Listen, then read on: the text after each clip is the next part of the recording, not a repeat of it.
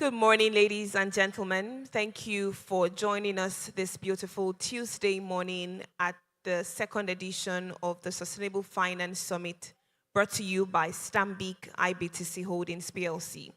My name is Mujibade Shosoya. I'll be serving as your host for today, so you're going to see me a lot on stage directing the affairs of this event. But it promises to be a truly beautiful, reassuring, and inspiring day. As we commence, I'd like to just make a few recognitions and get into the business of the day. I'd like to start by recognizing the Acting Chief Executive of Stanbic IBTC Holdings, Mr. Adekunle Adediji. Thank you very much for joining us this morning. I'd also like to recognize Mr. Wale Adeni, the Chief Executive, Stanbic IBTC Bank. Thank you very much. I'd also like to recognize the Deputy Chief Executive of Stanbic IBTC Bank, Mrs. Bumi Dapo Olagunju. Thank you very much for joining us. I'd like to recognize all executives of Stanbic IBTC Holdings and its subsidiaries. Thank you for being here. I'd like to recognize as well Professor of Business and Ethics and a member of the Management Board of Lagos Business School, Professor Kemi Ogunyemi. Thank you very much for joining us. Our keynote speaker is here, Mr. Segun Ajayi, Country Director of Oracle Nigeria.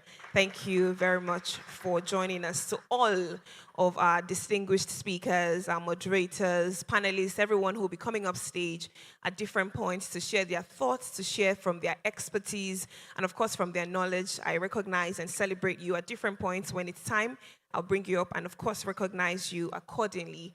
To you, our innovators, our guests, who have joined us this morning, thank you for making time to be here this Tuesday morning. We're truly excited to welcome you. And again, on behalf of Stanbic IBTC Holdings, I'd like to extend a very warm and special welcome to you this morning. There's an African proverb that reminds us that the best time to plant a tree was 20 years ago, and the next best time is now. And that is the essence of sustainable finance. The cost of inaction is now greater than the cost of innovation. And if we think of the words of a former Secretary General, of the United Nations, that is Ban Ki-moon, he said, and I quote, "Saving our planet, lifting people out of poverty, advancing economic growth, these are one and the same fight." So we have to focus on all of these things because they're one and the same. The numbers are stark. I did see a statistic that said that Nigeria needs about $17 billion annually to address climate risk, but yet receives only a fraction of that. And if we look at Africa as well, we see that the gap is about $180 billion each year. But the good news is this gap is actually our opportunity. And that's why our theme today, Financing Resilience, Digital Innovation, and AI for Climate-Smart Communities, is not only timely, it's also very crucial. But the good news is, for us as Stanbic IBTC, we believe that finance must do more than grow economies. It must build inclusive, climate-smart communities. And that's why we are ardently committed to being a catalyst, a connector, and a champion at the intersection of finance, technology, and sustainability. And we're not just saying that by doing summits or by organizing summits. It's evident if you look at the awards we've received. We have sustainability departments, and we're championing these causes. And that's why we're asking everybody to come on board and join us. Ladies and gentlemen, again, I'm delighted to invite and, of course, welcome you all to this incredible summit that promises to be a truly reassuring and inspiring day. As we move on this morning, I can only try to do the welcome. It's not in my place to do the welcome when we have a respectable gentleman who will set the tone for today's conversation and, of course, welcome you all, our distinguished guests who have joined us physically, and, of course, to everyone who's watching virtually. We thank you, especially, but to do the official welcome, I'd like to bring up on stage the Chief Executive of Stanbic IBTC Bank, Mr. Wale Adeni. Please give him a round of applause as he makes his way to the stage. I would also ask you to sustain that applause till he gets on stage. Thank you.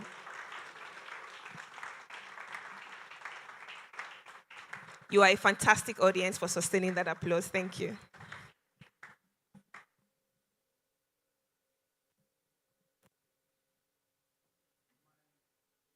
Pastor used to say, if you are doing that clap,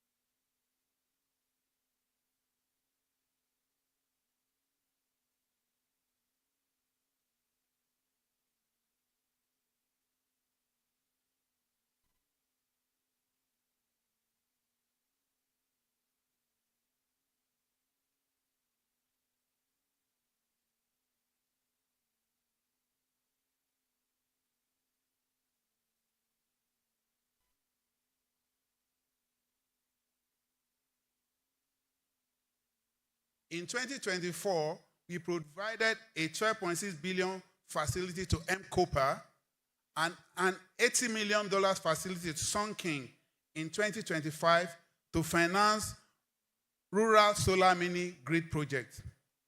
We believe in accountability, and that means showing you exactly what we are doing and the impact that we are making. Another prime example of this is our recent partnership with FinDev Canada, Canada Premier Development Finance Institution. In October last year, Stanbic IBTC secured a loan of up to $40 million to expand access to financing for green, social, and sustainable finance projects. This partnership is not only supporting key sectors like agribusiness and healthcare, but also strengthening the pipeline of impactful projects that will shape our future. So this summit is designed to be more than just a lecture. So it's going to be participative. We want it to be a movement. We are here to have an honest conversation that balances idealism with pragmatism. That is why we have assembled a diverse group of voices, not just to showcase what is working, but to engage in real, structured debates about the challenges and the opportunities. We want to be a convener of diverse voices, not just a cheerleader for a single narrative. We will focus on practical and scalable solutions. Today, you will hear about real-life case studies from solar home systems and mini-grids to agri-tech innovations. Our goal today is to make this summit actionable and concrete. Thank you once again for joining us. I am excited for the discussion to come, and I look forward to working together to finance a more resilient and sustainable future for our communities. Thank you so much.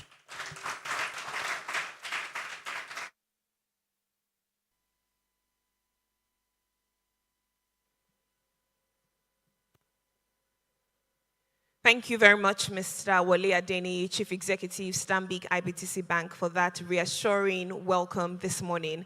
And just like I was saying when we started, we don't just talk the talk at Stanbic IBTC Holdings, we also walk the talk. So we do have, proof of what we've done, but much more than that, we know that we can do way more. And that's why we've asked, the diverse voices here to join your voices, join your efforts with us so we can achieve, indeed, tangible results, because they say that alone we can do so little, but together we can do even much more. So thank you so much for that. Up next, we will be hearing from a distinguished scholar and thought leader whose work sits at the intersection of ethics, leadership, and sustainability. She is a professor of business ethics and a respected member of the management board at the Lagos Business School. Her voice has been instrumental in shaping conversations on responsible leadership, value-based business, and ethical decision-making in Africa. Please let us, together with a resounding applause, make welcome Professor Kemi Ogunyemi to deliver her address this morning. We're truly excited to have her here. Join this conversation. Thank you. Thank you very much.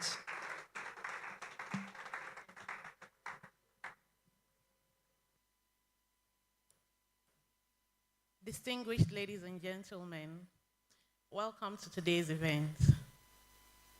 Our world has gone through at least 3 major industrial revolutions that came with the 18th, 19th, and 20th centuries. And in history, we have the record of the way this have shaped industry and catalyzed sectors. Many inventions and innovations that the people who were living then could not have imagined, and we are enjoying the benefits of those now. Globally, the financial services industry is at a turning point because now we have AI as the new player in the marketplace. The emergence of AI is disrupting industry all over the world. The traditional financial models are giving way to new concepts of green finance, sustainable finance. All the people interested in having a more ethical and sustainable economy are also getting into the playing field. So with AI, we have a golden opportunity to change the way we do things, to see how we can better navigate the development challenges that we have as a country, and indeed as a continent, how we can navigate them and perhaps even exit some of those developmental challenges. And in these times, we're witnessing how the world is making the change from the age of computerization to the age of artificial intelligence. It's a great moment for Nigeria, it's a great moment for Africa, it's a great moment for the whole world. But we in this room are here because we have heard that call to harness this opportunity to see what we can do. And we've heard what Stanbic IBTC is doing already, and we see that they are poised to do much more. I think everybody in this room is also poised to work with them to do much more. That's why we're gathered here today. When we can harness the power of AI to do deeper analysis into data in vast amounts, to better identify investment opportunities, to see how we can analyze risk in a more accurate way, it means that investors and financial institutions can make better informed choices and can also do better when it comes to driving sustainable growth by making ethical change. Well, we're fighting for our very livelihoods. We need to be able to use technology to revolutionize our traditional development pathways, and we've already proven that we can do that in Africa. We know how mobile tech has changed the way the fixed line internet gap in Nigeria used to affect the country. We know how mobile payments have shaped Kenya, such that researchers from all over the world travel to Kenya to research how they're doing it. And there are many African institutions that have made the leap to the cloud faster than their peers in more developed economies. AI can help us to do more in this direction, to leapfrog our challenges and use this innovative technology to increase our impact across the globe. At Lagos Business School, we have recently launched a white paper titled AI in Nigeria, Opportunities, Challenges, and Strategic Pathways. It was commissioned by Microsoft and co-authored by PwC Nigeria, and it explores the current state of AI in Nigeria, presenting recommendations that can accelerate its responsible and inclusive integration. Also, LBS is a partner in the AI Collective. The AI Collective includes Data Science Nigeria, the Center for Journalism Innovation and Development, CJID, and the National Information Technology Development Agency, NITDA. And the collective is driving initiatives that can develop and implement inclusive AI strategies for Nigeria. So in convening this event where we have financial services players, innovators, sustainability professionals, development experts, stakeholders across the public who are interested in sustainable finance. The whole idea is that we can repurpose the existing sustainability frameworks in order to unlock further economic growth for our country. And so I welcome you all to the summit and wish you very enlightening discussions and deliberations. I want to say a very big thank you to Stanbic IBTC Holdings PLC and to LBS Sustainability Center and the teams within these two entities that have made the Summit 2.0 possible. Thank you all for being here. Thank you to the people online as well.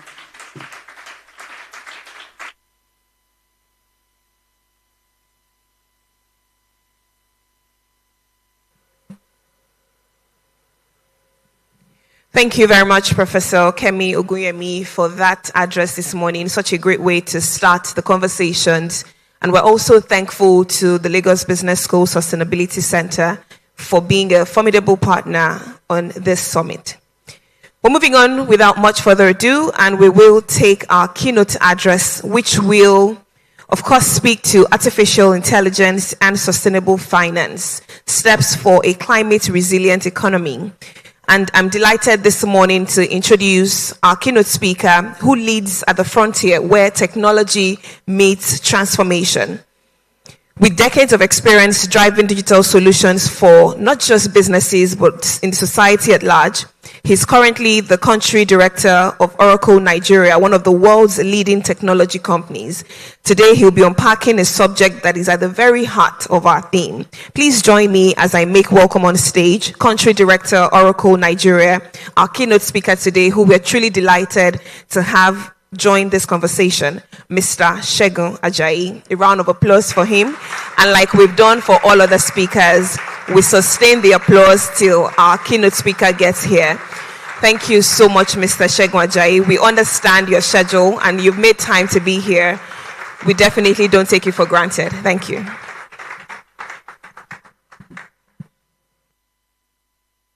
Good morning, everyone. I'm delighted to be here this morning. And it's a privilege for me to stand before us to give this keynote address. I'm not taking it for granted. I want to thank Stanbic IBTC and LBS for inviting me to give this keynote. Thank you so much. Distinguished CEOs, policymakers, innovators, academics, development partners, everyone here gathered, we're here because something very special to us at this point in time. There are so many academic challenges, so many climatic changes happening around the world. And Africa is not an exception, especially Nigeria. It's a big challenge that today we see a lot of things happening, from flood in Lagos to drought in the north. So it's a big challenge that we are being faced today. And for us at Oracle, it's not only technology that we focus on, we also focus on climatic changes and how we can support this as well. So for me to be here is something that is very special to us, even at Oracle. And part of what we are looking at is also looking at the area of AI and how AI can support us even to solving some of these problems. So today, there are so many challenges that we have discussed that we have been faced. I mentioned the issue of flood in Lagos, for example. Mentioned the issue of drought across Africa and some other things that we have seen. But how do we mitigate and solving this problem has been a challenge and pressure that we need to focus on. The challenges cannot disappear as have seen. And I will just highlight a few of the challenges that we have seen and how AI can support us to solving this problem. One of the things that we have seen is that in the area of funding, and today I'm very happy that one of the big wigs in the financial space is leading the climatic change initiative and how AI can solve the problem. But we have seen that the challenges exist and they will continue to exist. And in the next 5 years, how do we stand as a continent? what do we stand to do as a country, Nigeria? Finance has become a major challenge. Globally today, in Africa, in the next 5 years, we need at least $195 billion to solving the climatic issues that we have. Globally, around $3 trillion has been in investment as investors come to solving climatic issues. So it's very critical and very important that everyone should be able to invest as much as they can to solving this problem. Out of that about $3 trillion that we're talking about, Africa only gets about a trickle of this, a fraction of this fund to solving this problem. So we want to call on investors to come and partner in the area of climatic changes and how we can solve it. Particularly how we can employ the AI to solving our problem. AI is here to stay. AI is very important to us. And one of the challenges that we have seen today again is that many investors are running away from Africa because of the risk that are available to us. The wars in Africa, the corruptions in Africa, and other things that data is not available. Those things are preventing the barriers that people, the investors that we can see globally, they don't want to come. Now this brings us to ourselves as Africans, as Nigerians. How do we stand to solving our problem ourselves? This must be something we must drive ourselves more importantly. So today we are talking about sustainable financing on how we can employ the services of this technology called AI to solving problems. One thing about AI is that there are many things that AI can do for us. I don't want to go into that technical details, but today we want to look at what can AI do for us as Africans, as Nigerians, to solving our challenges for ourselves. So what thing that AI can do for you and I in the area of climatic changes and issues, and especially when it comes to funding, is that AI can move, from being perceived as high risk to potential risk. I can tell you the risk in Africa is so much that if we can just harness this opportunity by providing sustainable finance, we will turn from being a continent where people run away from to where investors can come and change the climatic change, change the economic status of Africa. And Africa has a lot of potentials. And I want to just plead for policymakers, plead with everyone that will be talking this morning on what we can do to making sure that this happens, especially with AI, making sure that we employ the service of AI. One of the things that AI will do for us is to make data available. And when we make data available, this data is very, very important to making sure that high risk is turned to high potential. High risk is turned into high potential. So today, the potential that Africa have is enormous. I can't just fathom it. But it is in our hands to do what we need to do to bring in African finance gap through an AI-enabled capital mobilization. The second thing is that we need to manage the risk with data and predictive analysis. Okay. What else? Move my... No.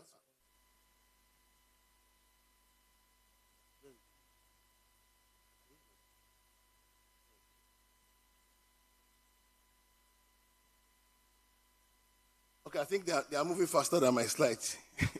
Okay. So, they've gone too far, but I'll just take it slowly so that we can all get what I'm talking about.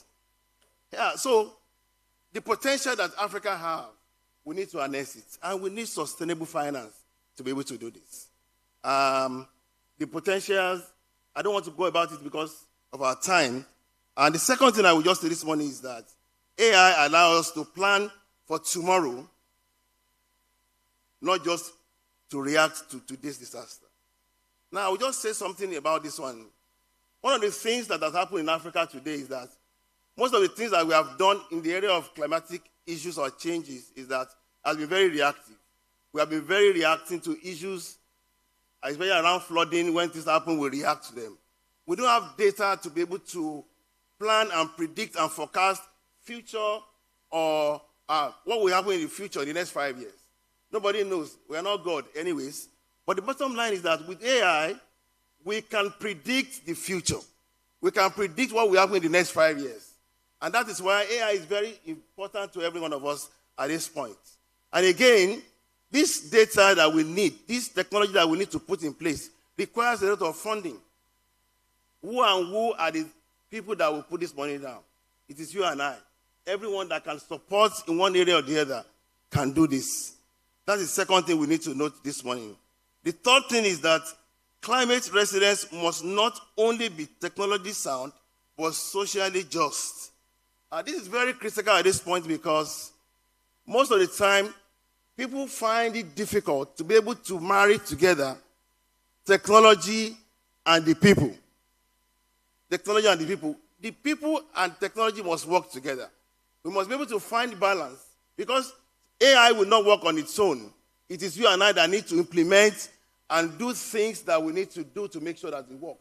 So we must find a creative way to find a balance between this technology we are talking about, which is AI, and I want to beg everyone this morning, if you have not done a quick study of what AI can do, please let's just go and find something about AI. Very important to us, every one of us. It's not going to take our jobs. It's not going to take our space, but it's going to help us to be able to do the things that we need to do the right way, not only in terms of climatic changes, but in every facet of our lives. And the last thing here is that we don't need to reinvent the wheel again. There are many things that have been done globally. There are many best practices that have been put to place across the globe that can help. It has worked in Europe, in Asia, in every other continent, in Australia, North America, everywhere. But what we need to do is these technology innovations, these policies, these documents that have been prepared across the world by best technocrats, by best technologists around the world, we can bring them into Africa and adapt them to what works for us. I can tell you today, there are things that we can bring to Africa that will not work, technology that will not work. Not because they don't work globally, but because we need to adapt them to make it Africa. Africa is best posed to solving their own problem, to do things when we adopt those practices, those global practices, and bring them into our space and make them true Africans. Nobody can run our race for us than for us, or by us. So I want to beg everyone this morning again, I've been begging people again and again, that when we bring these technologies, when we bring these policies, we must be able to adopt them into the way that works for Africa. Call to action. For every policymaker seated here this morning, we need to create an enabling regulations that best work for Africa. One of the things that I've seen in my own little existence is that some of the policies that some of us in Africa don't have, some of the countries in Africa don't have the policies that can back up what we are doing. Now, for the policymakers, we need to develop policies, bring out documents, bring out acts that can help us to solving this global menace called climatic changes. And if we don't have this one, it will be a big, big problem in the next future. Well, I don't know how many of us will tend to live for the next 100 years, but the policy that we set today will definitely help our future generation unborn. To the financial institution, we need to bring out the money. We need to invest in data infrastructure and AI tools for climatic smart financing. We need that. And I want to thank IBT's Holdings for leading this case, for setting the pace for other financial institutions to do this as well. To innovators and entrepreneurs, we need to build solutions that connect finance to climate resilience at the community level. This is very important because every part of the world must experience this, and the innovators and the entrepreneurs are the ones that should be in the forefront. And lastly, to every development partners, we need to support capacity building and ethical framework that ensures inclusivity. Thank you.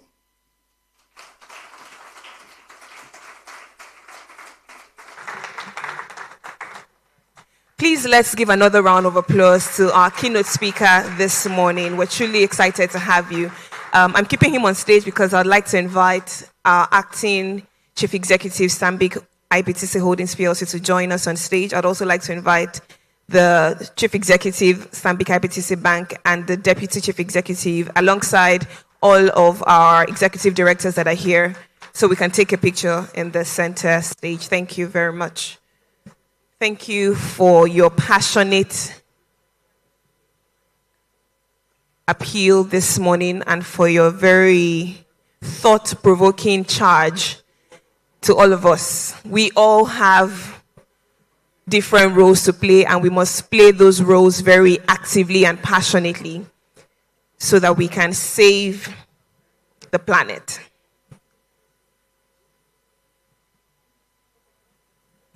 Thank you very much, Country Director, Oracle Nigeria, Mr. Segun Ajayi,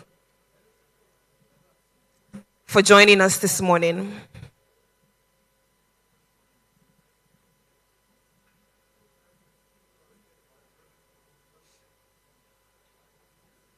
All right, press and media, let's do this.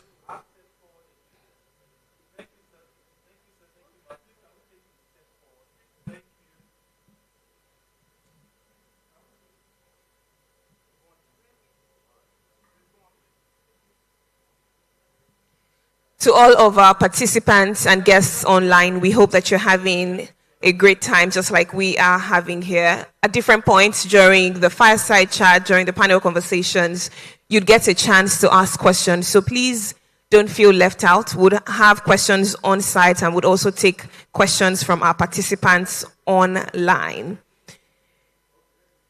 Press and media, once you have it, please give me a thumbs up. Thank you very much. Okay.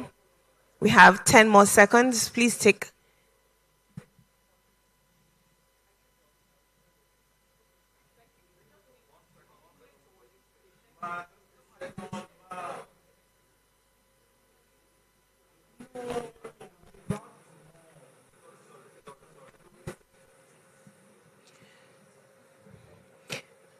Very shortly, we will be showing you a few things that we have done, some partnerships that we have embarked on, because we've also highlighted the importance of collaboration and partnerships. We'll be showing you some things that we have done. We have some videos that we have specially curated that speaks to all of these. So please stay with us as we continue on this conversation on sustainable financing for the future. All right. Thank you very much. Again, can we applaud Mr. Segun Ajayi for his passionate call to action, his delivery this morning on artificial intelligence and sustainable finance. Because I like quotes a lot, I did see another quote, and it's from Mark Carney, and it says, finance is not just about money, it's about trust. And today, that trust for us is ensuring that every investment that we make serves people, saves the planet, and of course drives prosperity for all of us together. So again, it's a call to action for every stakeholder in the room to please play their parts, because this is a collective call to action for all of us.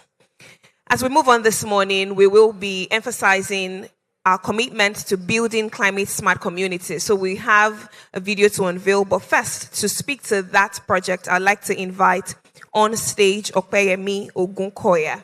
Please let's make welcome Opeyemi Ogunkoya, who will be speaking to us about a tree planting initiative that we have embarked on. Good morning, distinguished guests. Good morning, ladies and gentlemen. I'm Opeyemi Ogunkoya, Team Lead Sustainability at Stanbic IBTC. We're excited to unveil to you the amazing partnership between Stanbic IBTC and One Tree Planted, our ambitious tree planting project that was done in Cross River State, Nigeria. The project was able to plant about 60,000 trees, making a total of over 100,000 trees planted by Stanbic IBTC till date. And over the next 100 years, these trees are able to sequester more than 48,000 tons of carbon dioxide to help reduce the impact of climate change. Not only do we have environmental impacts, but we also have impact on society. The project was able to employ over 700 people, of which 400 of them were youths and women. We enjoin you to now follow us on the journey to see how Stanbic IBTC is restoring degraded forest land and how Stanbic IBTC is also trying to partner with global tree planting organizations to help build a sustainable future. Please enjoy. Thank you.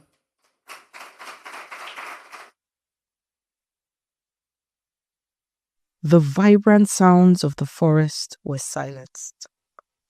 A quiet where the land itself told a story of loss. But every story of loss holds the promise of a second chance. It began on a single day. A devastating landslide in July 2012 destroyed everything. We lost houses, more than 15 for this place. School, we don't get school again. So now we don't go school for people's house. 14th of July 2012, something terrible happened. There was a landslide. And the landslide destroyed all the waterways, the trees, the animals, and our livelihoods were cut down. We cannot drink water, and people have issues of water-related diseases.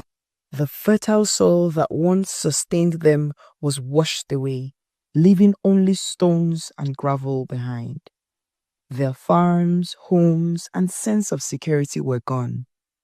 Everything became like worse from when it was before. So we started losing our animals. We don't have more animals again, and the forest lose its fertility. But a solution was sought, and a new partnership took root. Stanbic IBTC partnered with One Tree Planted on an ambitious restoration project. This wasn't just about planting trees. It was about empowering a community. The project has planted 62,180 indigenous trees across 201 hectares of the sanctuary. These trees are the heartbeat of a thriving ecosystem once again. Among the species planted are mahogany, achi, African nutmeg, applewood, and African mahogany. The project is a testament to the resilience of the community. It has created 756 local jobs, giving women and youth a central role in conservation. For many, the work provides more than just an income. And I collect the money, I use them for my children. That time, so if they had us, we don't get money, so that money can't help us that time for my children's school fees. And so we use the money, pay school fees, and some of the other things. This empowerment is revitalizing the community and restoring the environment that is their home. Our air, where they enter our community now, don't they try, they find past that former time where the landslide happen. The forest is no longer forgotten. It is a living, breathing symbol of what can be achieved when a community works together. Stanbic IBTC is proud to support this incredible journey of restoration and renewal.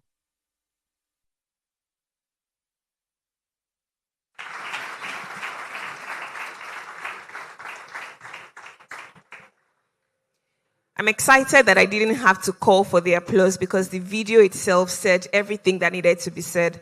So you see that at Stanbic IBTC, we actually put our money where our mouth is, just like we say here. So we're calling everybody to please join this audacious move, play your part, and let's do this together as we build for the future. And you can also see the ripple effect of what is being done. Youths are being employed, women, and you can tell why I'm passionate about that because I'm a woman, and that definitely says a lot. So thank you so much, Stanbic IBTC Holdings, for taking that bold and, of course, audacious move. We're moving on this morning and we'll be spotlighting the role of technology in shaping resilience within financial services. Our presenter is a seasoned leader whose career reflects excellence, innovation, and impact in banking. As Deputy Chief Executive of Stanbic IBTC Bank, she has been instrumental in driving strategic transformation and positioning the bank at the forefront of sustainable finance. Today, we have the honor of listening to her speak to us on the power of digitization in Stanbic IBTC's climate risk management and opportunity discovery. Please, again, put your hands together as I invite on stage Mrs. Bumi Dapo Olagunju, Deputy Chief Executive, Stanbic IBTC Bank. Thank you very much. Like we've done, please sustain the applause till Mrs. Bumi Dapo Olagunju gets on stage. Thank you.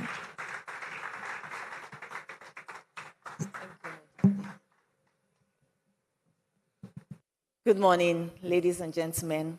Good morning, distinguished guests, colleagues, members of the press. Please permit me to stand on existing protocol. I'm very pleased to speak with us today about some of the work that we've done at Stanbic IBTC. And from the videos you've watched, from the guest speakers that you've listened to, you'd have seen a clear, compelling case as to why action needs to accelerate on our tackling of climate change. These are risks that are now very real. We meet with it every day, we deal with it every day, and we must take action on a daily basis. So imagine it's Saturday and you're at a wedding.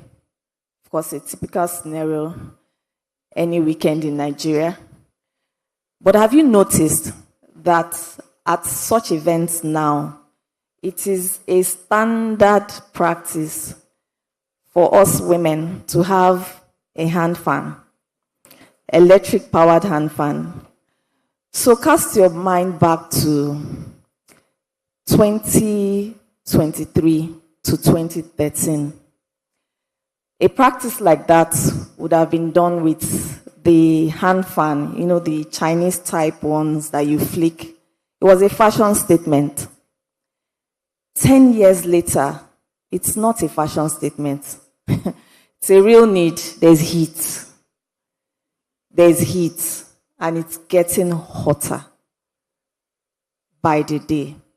So if you look at, for instance, the data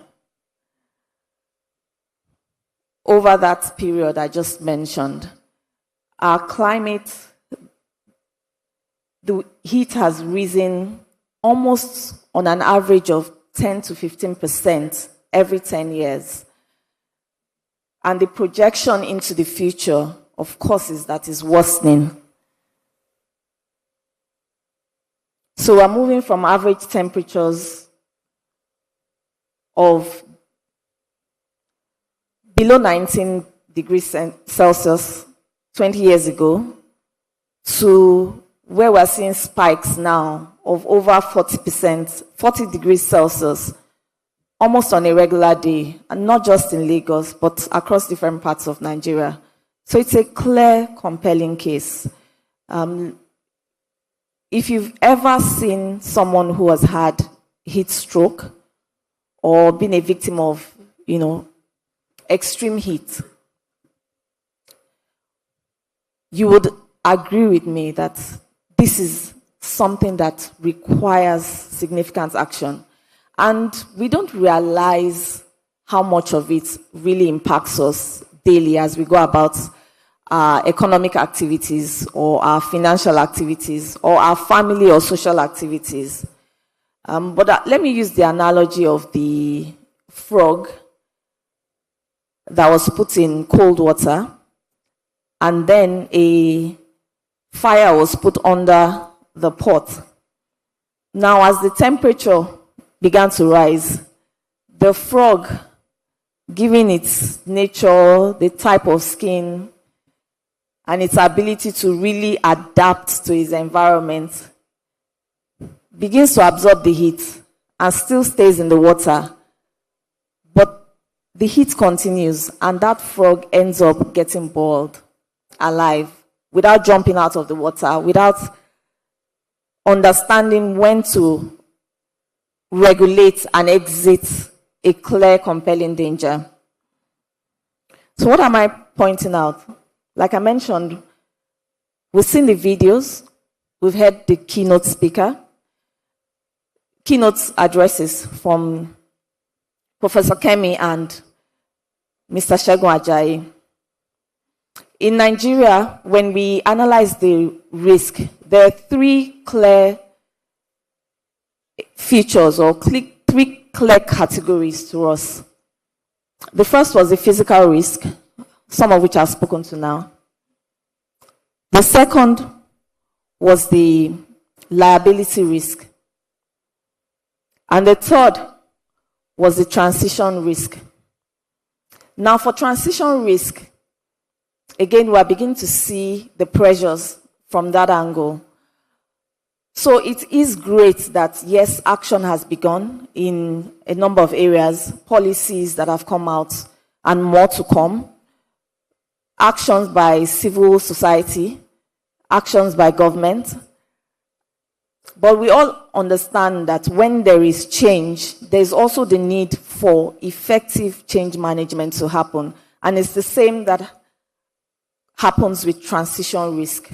The need for us to manage that transition that is evolving. Today, it's not uncommon to drive the streets of Lagos or Nigeria and you're already seeing electric vehicles. Of course, the projection is not that by next year or 5 years' time, you'd see 70% of the cars on the road as EVs. No. It will take time, but it's necessary to make sure that that transition, as well as the transition that needs to happen in other areas, is effectively managed. And I think the last I would mention here is that this is not unique to Nigeria. We do recognize that it's a global problem, but as Nigeria, we must continue to take strong, compelling actions to tackle climate risk. Part of which is education of people. So the heat example I used, do you know that because of what is happening with the weather conditions, it's actually now a necessity for you to increase your water consumption at the very minimum, because you're getting dehydrated a lot faster than was happening previously. These are examples of events, and about 550,000 people, get displaced on an annual basis in Nigeria because of these types of climate-related events. At the recently concluded World Economic Forum, there was a survey that was done, and it asked respondents to give an estimate or an indication of what they thought will be the top 10 climate risks over the next 2 years, and also, the top 10 risks that we'll be facing, as inhabitants of the earth over the next 10 years and over the next 2 years. What is interesting from the results of the survey was that for a 2-year cycle, you would notice that climate risk featured twice in the top 10. But when it was extended further out to 10 years, climate risk featured 5 times. Just to let us know that these are escalating conditions that require our continuous action.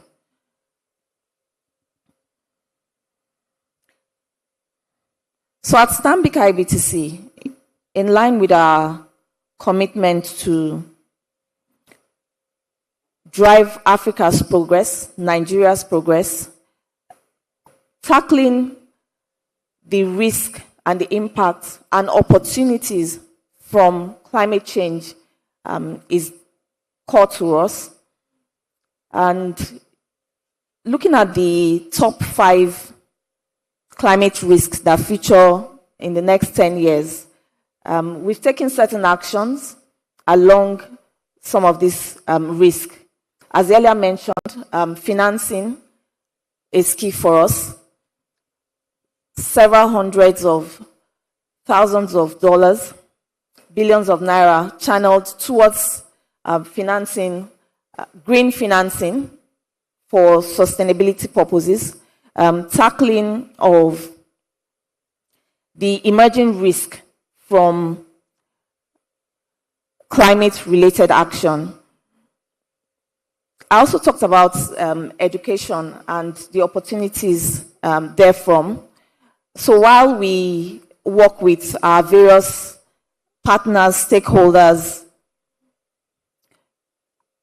governments, regulators, we see opportunities where the need for education is clear. And so in that regard, we've worked with our parent company, partnering with Standard Bank, and who has launched an academy that focuses on training and giving access to quality information and education, certifications, and this is being done free. In Nigeria, for instance, we have a goal of making this available to at least 12,000 people over the course of the next 1 year, partnering with Standard Bank. The role of digitization cannot be overemphasized. Our keynote speaker talked about AI and the need for sustainable systems to be in place in tackling this clear present danger.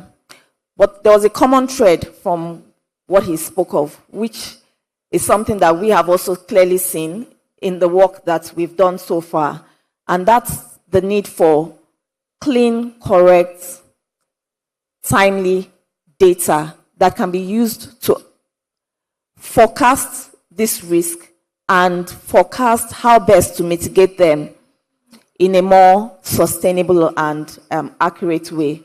So, working with our colleagues in Standard Bank, we put in place a framework and a process where the financing that we provide to corporates, financing that we provide towards infrastructure, financing that we provide towards tackling some of these key, clear climate risk, we do it in a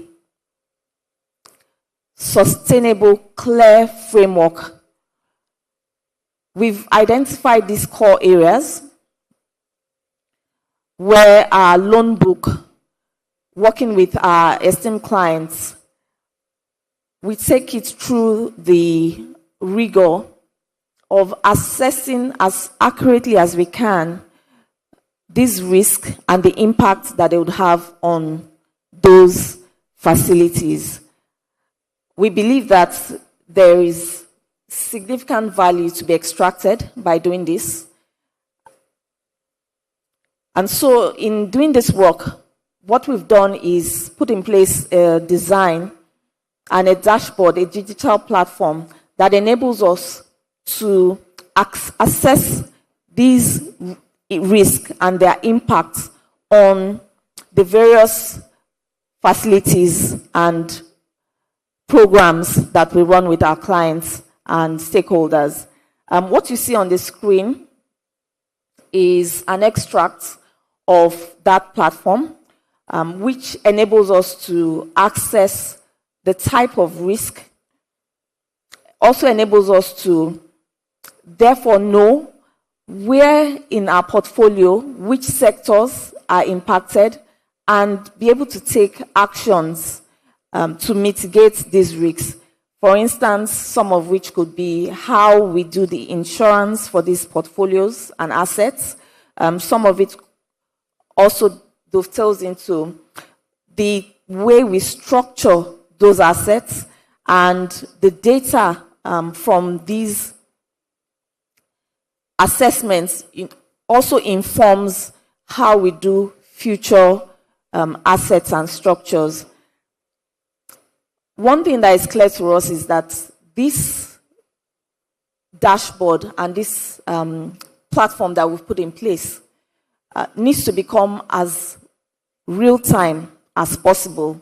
So what we have presently is more driven by historical data. And again, that's because of the challenge of the paucity of clear, good data that can be used for these types of assessments.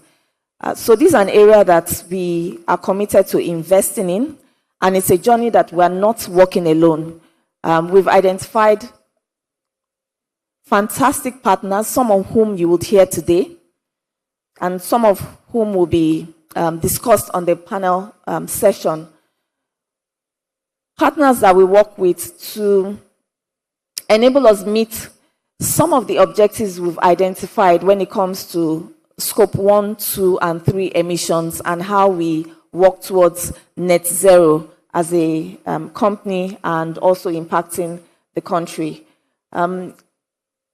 Today, I'm happy to let us know that our portfolios, our loan portfolios are 100% assessed for environmental, for E&S risk, right from pre-inception through to onboarding, through to the management of the facility, and through to the exit of the facility or the expiration of the facility. And in all that cycle, we see the risk, we see the opportunities at the same time.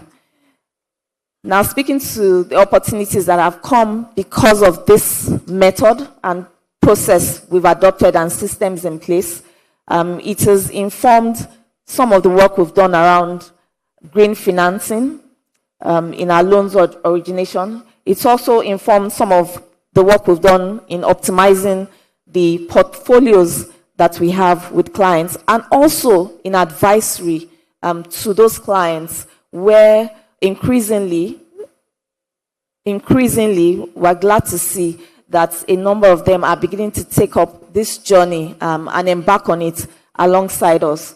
So we do some advisory around that, and as I mentioned, the need for education and access to information we also address through the academy that has been put in place as we work with clients and stakeholders.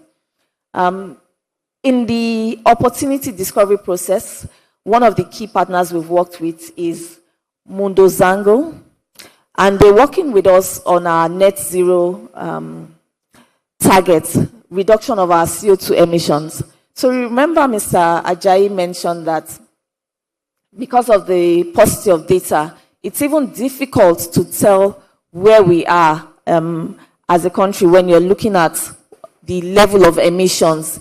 It's difficult to accurately measure. So one of the things key for us in this partnership is actually being able to measure the emissions. And when you're able to accurately measure, then you can begin to identify your progressive targets that you want to achieve as you walk this journey. It's not a short-term sprint, it's a long-term one, but that clarity of information would definitely inform a successful and better journey. When it comes to how far we've come, the systems and structures we have in place have enabled us to hasten our assessment time, which is now 1.5% 1.5 times faster than we had in the past. Our access to the data and the information from the data has also informed the decisions that we take at various governance committee levels, so that we're actually getting the right kind of value from our engagements and from our journey. Of course, it's enabled us to tailor our services better to clients, and as well as the goals that we've earmarked for ourselves, some of which you've heard today around the journey on reduction of CO2 emissions, going via the route of reforestation, given what we've seen from the physical climate risks impact, the tree plantings. These are all very deliberate journeys that we've taken, which have not only benefited the environment, but also the people, contributing to economic sustainability. The lessons we learned along the way. I won't dwell on the data gaps again, but you do know that being able to collect, assess, and use the right kind of data, it doesn't come cheap. It doesn't come cheap. And there's also the need to continue to build not only internal capacity, but also market capacity to be able to access these types of infrastructure and leverage them. So it's not just available to one sector or one segment or certain institutions, but a lot more so that we can make a larger impact. We've seen challenges around readiness of clients. And again, it's not uncommon or it's not unexpected, given that some of these requirements and some of these factors are things that require, in some cases, significant changes to some of the ways that they operate their businesses. What has been clear to us is that success requires collaboration amongst all of us. And I'm really, really pleased that your being here today is a big statement to the fact that you are also on this journey with us, and together we would make a lot more impact. What we see in the future is the use of AI to make the data insights analytics a lot better, a lot more accurate, and actually open up opportunities that we had before not been able to unlock. We also see the use of digital and data to enable scaling. So I'll tell us a story which a lady called Hindu Ibrahim talked about 5 years ago. And she talked about how her grandmom could tell the weather just by observing the direction of the wind, just by observing the way ants moved on the ground, just by observing the migration of birds, just by observing her environment around her. Why did I mention this? AI and technology can do a lot, but it can't do it in isolation. So there must be that meeting up between what we've been able to harness over time as a people, our collective intelligence about our environment and the earth we live in, layered with the power and acceleration that technology and AI can give us to solve these problems and challenges. So it's a clear call to action for us, and we are firmly set on this journey. From the results that we've seen so far, it's given us confidence and encouragement that it is possible to tackle climate risk challenges, to do it together, and to truly deliver impact, not only for Nigeria, but also Africa. Thank you very much.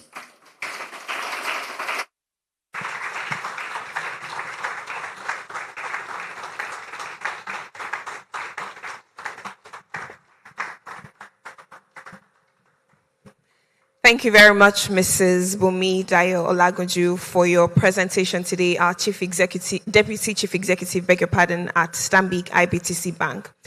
You know, I think a couple of years ago, climate change, sustainability used to be just buzzwords. But there are no more buzzwords. These are real life challenges and real life situations that we must, as a matter of necessity and urgency, tackle and address. The world is changing very rapidly, and so must our actions and patterns also change as well. Thank you so much again to our Deputy Chief Executive for taking us on that journey of the power of digitization in Stanbic IBTC's climate risk management, and of course the opportunities that have been discovered as well. That was a very rich presentation. We'll be moving on very quickly and we'll be taking you on another journey. Now, this time it's a powerful reflection on the need for lasting solutions and not just quick fixes. So we have a spoken word presentation that will be delivered by an analyst at the Sustainability Department of Stanbic IBTC Holdings. Please let's make welcome Monjola Adeboye. A round of applause for her, please. Thank you.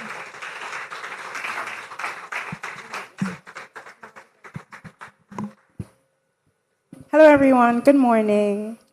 My name is Monjola Adeboye. I am a sustainability analyst with the Stanbic IBTC Group. And it's so lovely to see all your faces at our Sustainable Finance Summit 2.0. I prepared a spoken word presentation titled Bridges Not Band-Aids. I hope you enjoy and that you take the lesson. Thank you. Don't tape truth up with silence. Don't paint peace over cracks. We don't need pretty distractions. What we need is to act. Because we can't tape up the future and we can't patch up the past. Sorry, excuse me. Don't tape up the future. Because we can't tape up the future and we can't patch up the past. And the storms are coming stronger, so we'd better build to last. Because innovation isn't just a buzzword, it's a mindset shift. Think not hands that destroy. Think hands that are raised to lift. The storms are coming stronger, and communities are stronger when every voice is heard. When justice is more than a promise, it's a living word. And change won't come from waiting or from speeches alone, because bridges hold and band-aids don't. In this century of storms, only bridges will hold. Band-aids will wash away. Thank you so much.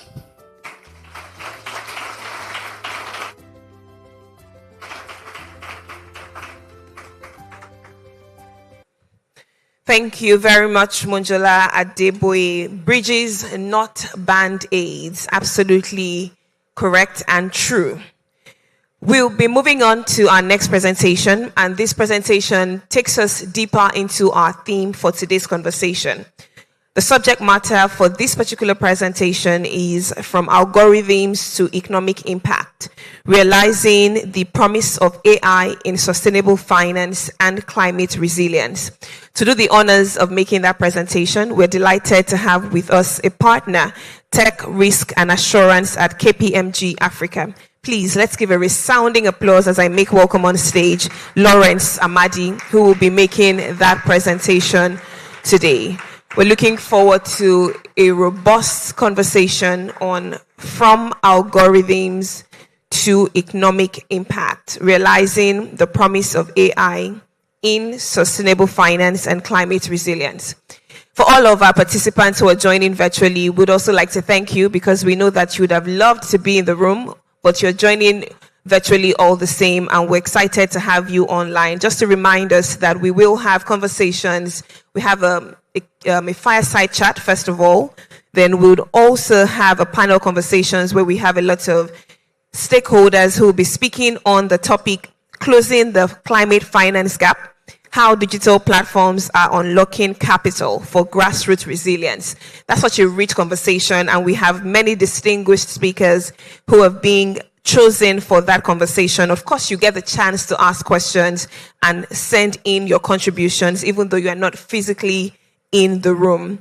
We also will take, once we're done listening to the next presentation, there will be a fireside chat and Q&A where everybody can participate. Send in your questions, send in your contributions, your observations, your concerns, or anything you'd like to add as you lend your voice to this course. But coming up next is our presentation, and we're super excited to have join us the partner Tech Risk and Assurance KPMG Nigeria. Please make welcome Lawrence Amadi. We're excited to have him deliver a presentation taking us on a journey from algorithms to economic impacts. Good morning, and thank you for joining us.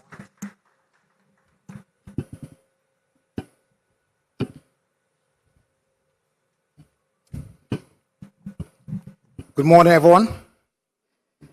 Okay, it looks like my timing of using the restroom was very bad because I was introduced and I had stepped out briefly. So allow me 2 minutes to catch my breath. Right, I think it's been a fantastic session so far, I must say, and all the speakers have been phenomenal. Professor Kemi loved her very brief insights on what they are doing at LBS and all the partnerships that we see today. Where's my MD? He stepped out. Wale? Okay, so he's probably coming back.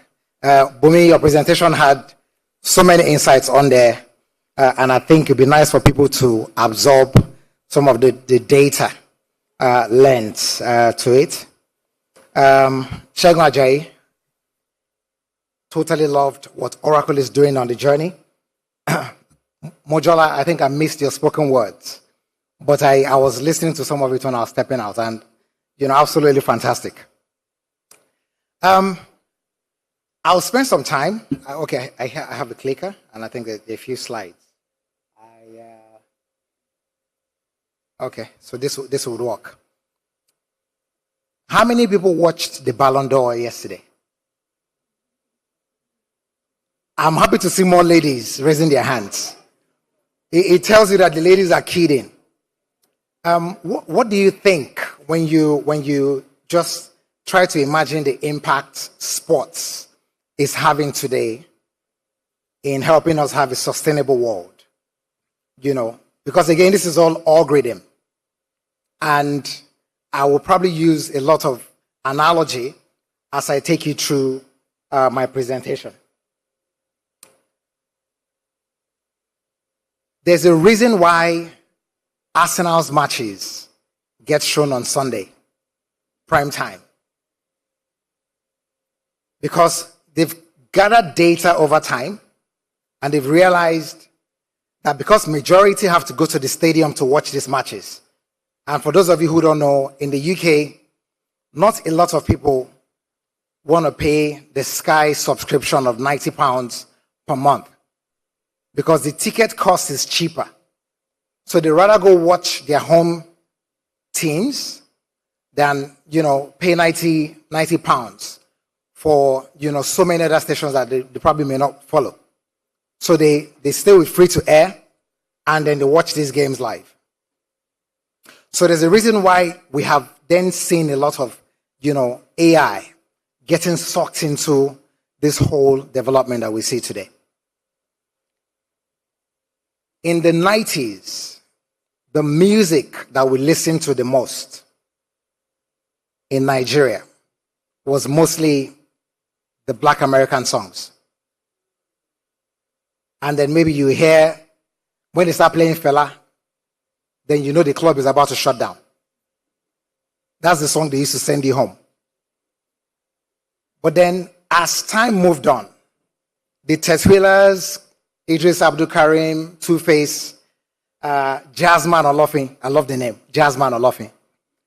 These guys then showed up and started paving the way that switched how we consumed and enjoyed music. So what happened subsequent? Today, Wizkid, Rema, Burna Boy, Davido. And I don't mean that's how they rank in that order. That's just how the names came to me. They all have now changed. They've changed the face of the game significantly. So today, you go to Iceland, and I'm sure if I hit, Iceland, you remember Temia and Izzy's wedding? You go to Iceland, a regular club in Iceland, they have to be playing Nigerian songs for them to get a crowd. So a lot is happening, and this is us shaping global agenda. In 2024, Spotify alone paid Nigerian artists over $59 million for streams and downloads. Over $59 million. Again, that is a story. And I guess we all have to say to ourselves, if we think about the United Nations development goals, the 17 of them, the number one on that agenda is zero poverty or no poverty. How do we then start, taking all of this data and all of this development to start channeling them the right way? So again, I must kudos Stanbic IBTC for, leading the charge in this conversation because it's extremely important. I particularly like the fact that when you look on your screens, it feels like I'm in some forest with all the green behind me.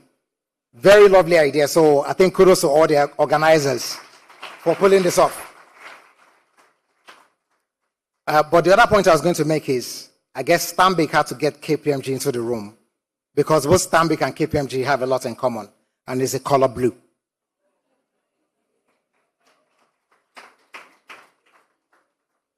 What are some of the challenges that we face today? A lot of it is data related. We have so many unstructured data, and that's where AI comes in, because getting data right becomes so crucial, and being able to harness data is at the heart of AI.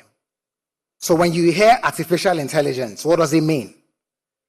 It means you then taking what you call machine learning and building some cognitive into machine learning so that you are giving it some mind of its own, and it starts to running some things by itself, feeding you information.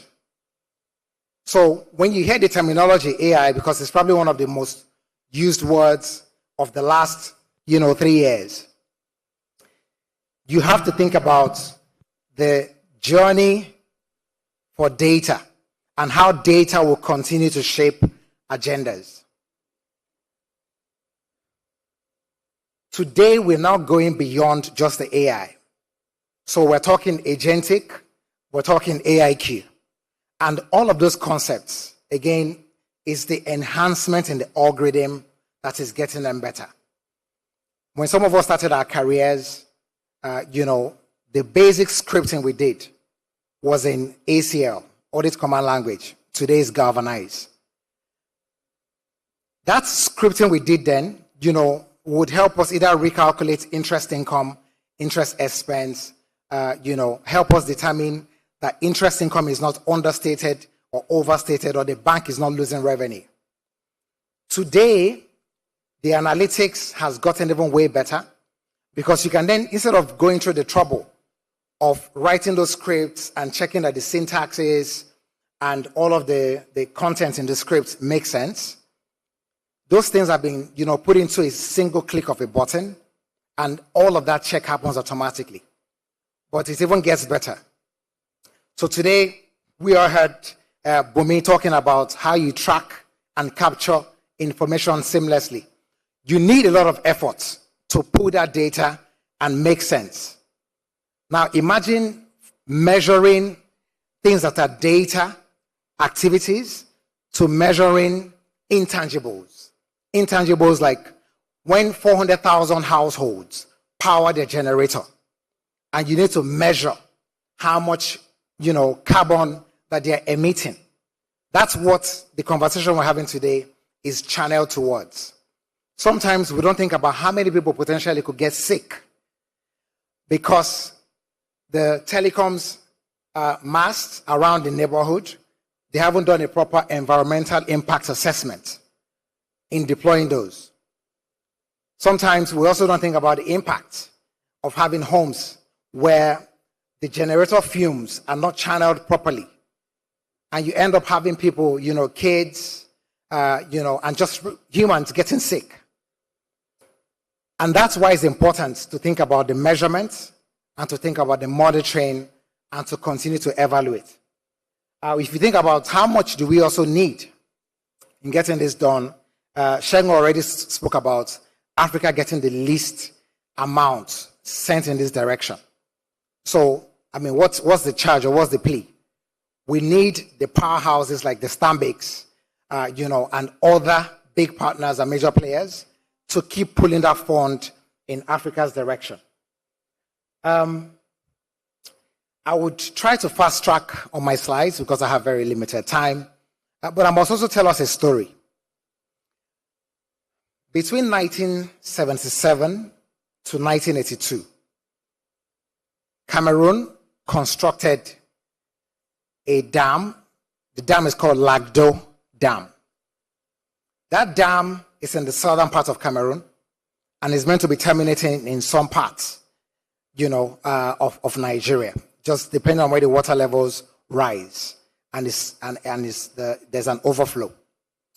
The agreement at the time, was for Obasanjo's government, and then, which later became Shagari's government, were required to also build a similar dam with, commensurate measure of being able to collect that water when the water levels go up. Cameroon constructed this dam over a 5-year period. We also allocated massive funds to construct the receptor dam to take care of the water levels when it flows across. As of 2024, 2025, when the water levels go up and this dam overflows, means of livelihood are lost in Benue, in Kogi, in Plateau State. Sometimes some parts of Enugu get to feel the impact. But what am I saying? When you think about the sustainability, the environment, and the governance, it also all comes down to how we then are being socially responsible. If we had done the needful, all those farms that get flooded and all the houses that get lost and the lives that we lose could have been avoided. The question is, what did we do with the budget when we made provisions to build a commensurate dam? And then you think about it, the impact goes beyond the flooding and all of the concerns. Where do we get the most tomatoes in the country from? Have you guys heard the song Tomato Juice?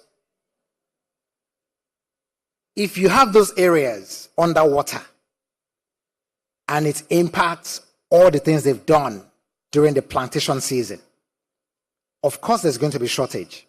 And that's why the Derica tomato would cost you 8, 9, 10,000, depending on the market you go to. And I always tell people, how do you measure the price of goods? How do you measure inflation?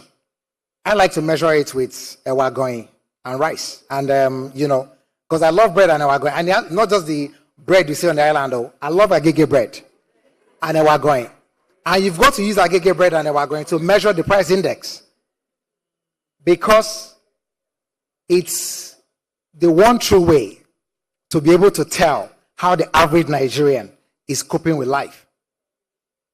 Extremely important. If those prices are not going down, then all these other things we are seeing in the statistics, they tend to then be questionable. So we have to realistically think about how we measure and capture data. But back to data and AI. So that we also don't leave here with just the buzzword AI, algorithm, and more AI. We have a lot of use cases that exist today. On the United Nations Sustainability Goals that I talked about earlier, one of the goals, I think it was the number 8 or 9, focuses on education. So we all must educate. The problem we have today, increasingly, is people are getting sucked into clicks and browsing and more clicks. So you go to weddings, you see very elderly men Very serious looking, ambitious men. And all they're doing is just scrolling and clicking away. Sometimes it's a good distressor because, again, we're all going through stress in the country. But then you have to know the limits and also understand when you should tune in and also listen, pay attention, and, and be present in the moment. These are examples of, different things that you can actually spend some time and learn. My team at KPMG, they are spending some time in putting together AI knowledge solutions just to help people also, catch on.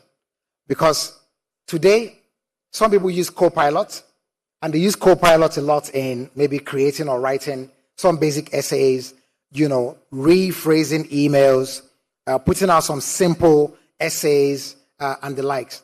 But you can do so much more. You can do way more. And I think when Shegun was speaking, Shegun told us that AI may not take our jobs. But I'm sorry to say, those with AI knowledge will take your job if you don't skill up. And it's a reality. And you've got to just, tune in and realize it. That if you don't catch on very quickly, you'll miss out. Because it was the same way when we heard about Y2K, and people were just wondering, what's this Y2K? And at the time of Y2K, those that were typing projects in universities were using typewriters. For those that went, I was in Unilag, and you know how when you journey through Newest Hall and the likes, those that were typing the project for us were using typewriters. Now, the cyber cafes were a thing. You walk into those places to make phone calls, every single thing I'm talking about is completely disrupted. Which means the guys with the future skills are the guys who are vested in these tools, and they will take your lunch if you don't scale up. I have a few use cases, but I'll probably not dwell too much on them. The first one there was the smallholder farmers in Kenya and in Zambia, and you had a company called Apollo use data, big data, to monitor, measure, assess the rural farmers and determine the guys that they will give loans to, so that the loan rates, the loan success rates will be as high as possible. And they did that to measure and manage how they give out those loans so that basic rural farmers could have a means of livelihood and could survive and could take credit and make more on their farms. So many examples, both in banking, I think the other case studies in Singapore, where one of the banks in Singapore had to find a way to sort of measure, carbon emission, just so they can drive towards their net zero objectives faster. Again, very similar to what Bumi has shared with us. Again, in Europe, very similarly, same story. I would leave us with this slide before I close, and to say, big corporations, they're all thinking in this direction. Some few years ago, we sat in a session with Data Science Nigeria, and one of the speakers, was the head of data science at Amazon. And guess what I love the most about this guy? He's Nigerian. And he heads the data science section in Amazon. Tells us about how how Amazon used the data within to predict what their buyers would go for next. So if you're buying sunglasses, or if you're buying rain boots, or it would always have a suggestion for you to say, those that bought this also bought, and then it gives you a range of options. That data science, again, was AI at its nascent days, but today, has pivoted into something a lot more different. And that's what all of these guys are doing today. Microsoft, Amazon, JP Morgan, every single person. JP Morgan, at some point, had to say to themselves, we spend a lot of time reviewing these legal contracts. How do we drive this a lot more sustainably? Again, they have to deploy AI. so that they reduce all those hours required for looking at those, the AI infused legal cases that have taken unstructured data, put it into structure formats, and also help drive the future. I'll leave you with a simple story, because that was my last slide. In 2017, we spent some time, myself and the team, learning Power BI, Power Query, and to some extent UiPath, because UiPath was already just starting their basic fundamentals at the time. When we started these sessions, my colleagues were saying to me, Lawrence, what are you doing in this class? You don't need to sit in here. You should be out there chasing mandates and trying to, bring us more fees. So let's make more money. Allow the small boys to be doing these courses. Little did they know that I know what they're trying to do. Because if I don't sit in that class, how do I get the skill to be able to review the work that they're doing? So it's a lesson for all of us that you're going to be a dinosaur very quickly if you don't stay in the room and stay abreast of those conversations and also be on top of it. Question the norm, and try to even get ahead of the curve. What did we do when we did that session? We pulled data, the World Cup data from 1930, up to 2014. And we analyzed the pattern just to try and predict who was going to win the 2020 World Cup. We spent time unpacking the behavior of how the teams have done. This data was gotten from Wikipedia. For those of us that know Wikipedia, we all know the data is not as structured. But you move this data into Power BI, Power Query, you see tables, columns, fields, and it just gives you proper data that you can then use to do prediction. You can also use that to do simulation.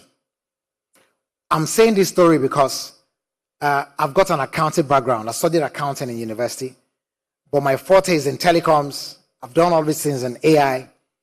And I'm just saying, if you think it's impossible, the mantra should be, impossible is nothing. And with that, I'd like to say thank you for having me.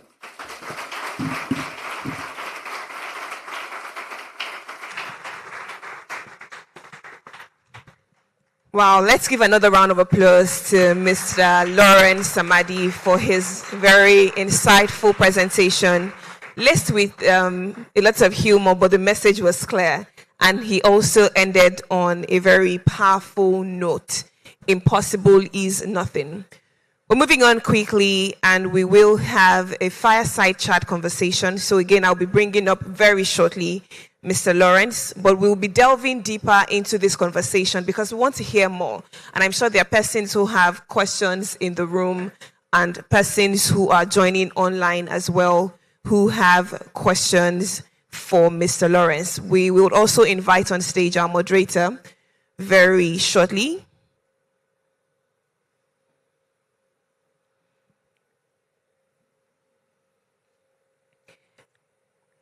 Once we get past this conversation, we have a video to show you that speaks to an AI-enabled green finance solution and how artificial intelligence is promoting a resilient economy in the face of climate change. We're looking forward to seeing what that shows us, and then we'll get into our panel conversation without wasting any further time. But first, let's get on with this fireside chat as I invite our moderator on stage, who is an adjunct faculty and the director, Tech Leap Initiative, Lagos Business School, Mr. Olu Akamu. A round of applause as I invite him on stage.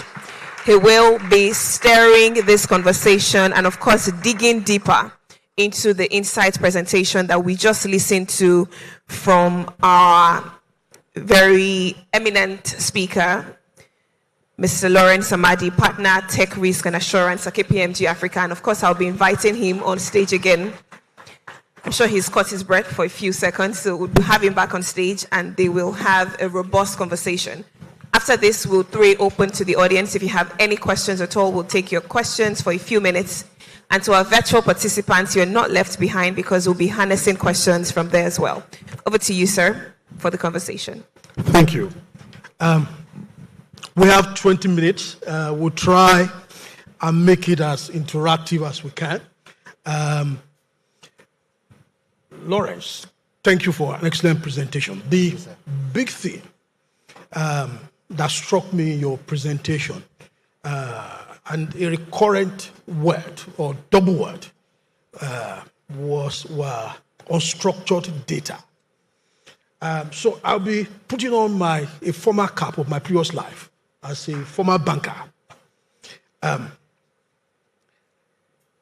We have seen the kind of pain that banks went through, even with basic digital transformation. For many banks, it's still a mirage. Predictive capability and all the things that we say. Some are happening, but we do know it is not happening to match the claim. So how does a bank deliver or develop the technological capability to be able to do all these things? We are now going to be talking of unstructured data. That is data even beyond the bank. I like the example that the Deputy CEO gave about the grandmother who could predict the weather by the direction of the wind. An AI system should be able to capture that into its logic. How will a bank be able to do that, given the unstructured data in an environment, especially in an African country, where data are in silos, meteorological data, bank data, finance data? I'd like to hear you on that. Thank you for the question. I think, let me start off by saying every single bank in Nigeria has a data issue. Some of us know in 1988, I think when we had the banking reforms commencing, the reshaping, and then I think it then fast tracked to about 2005, where we saw a lot of consolidation happen. For each of those phases in the lives of the banks, you would find people who came together. They were using different core banking solutions, but somehow they had to merge, the banking databases, as it were, and become one. And as you look at that merger, you would find that what most of those banks did at the time was, once they can confirm the names and the customer mandates, maybe address to some extent, they are okay. But what wasn't dealt with at the time is the rest of the information that should fill out some of the fields. Sometimes things like the sex of the customer, other basic bio about the customer that should be relevant today. We now then are in an era where some other people who have then thought about technology and said, look, how do we solve the problem of credits and payments, which are the two anchors of fintechs today? So they just come, they write off your BVN, and then they easily and seamlessly create accounts for you, and you can start transacting. But coming back to the banks, I think there's probably a need for the banks to continue to appeal to their customers to be socially responsible. Because sometimes they move houses, they could change phones, different things about your bio could happen.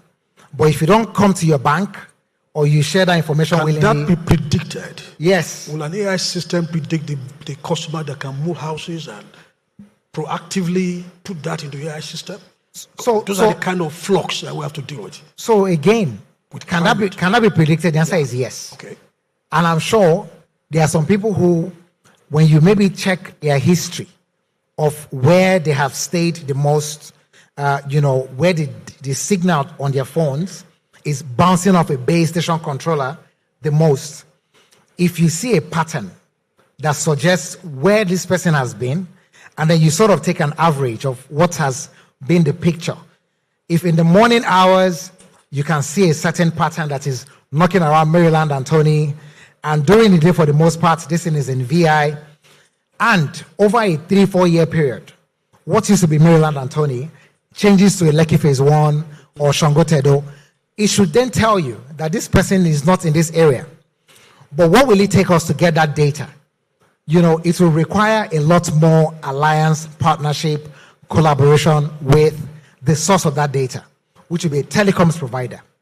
So it comes back there. But to the first question of dealing with unstructured data, there is a need for the banks to then say, how can we better harness this data, that we have collected so far?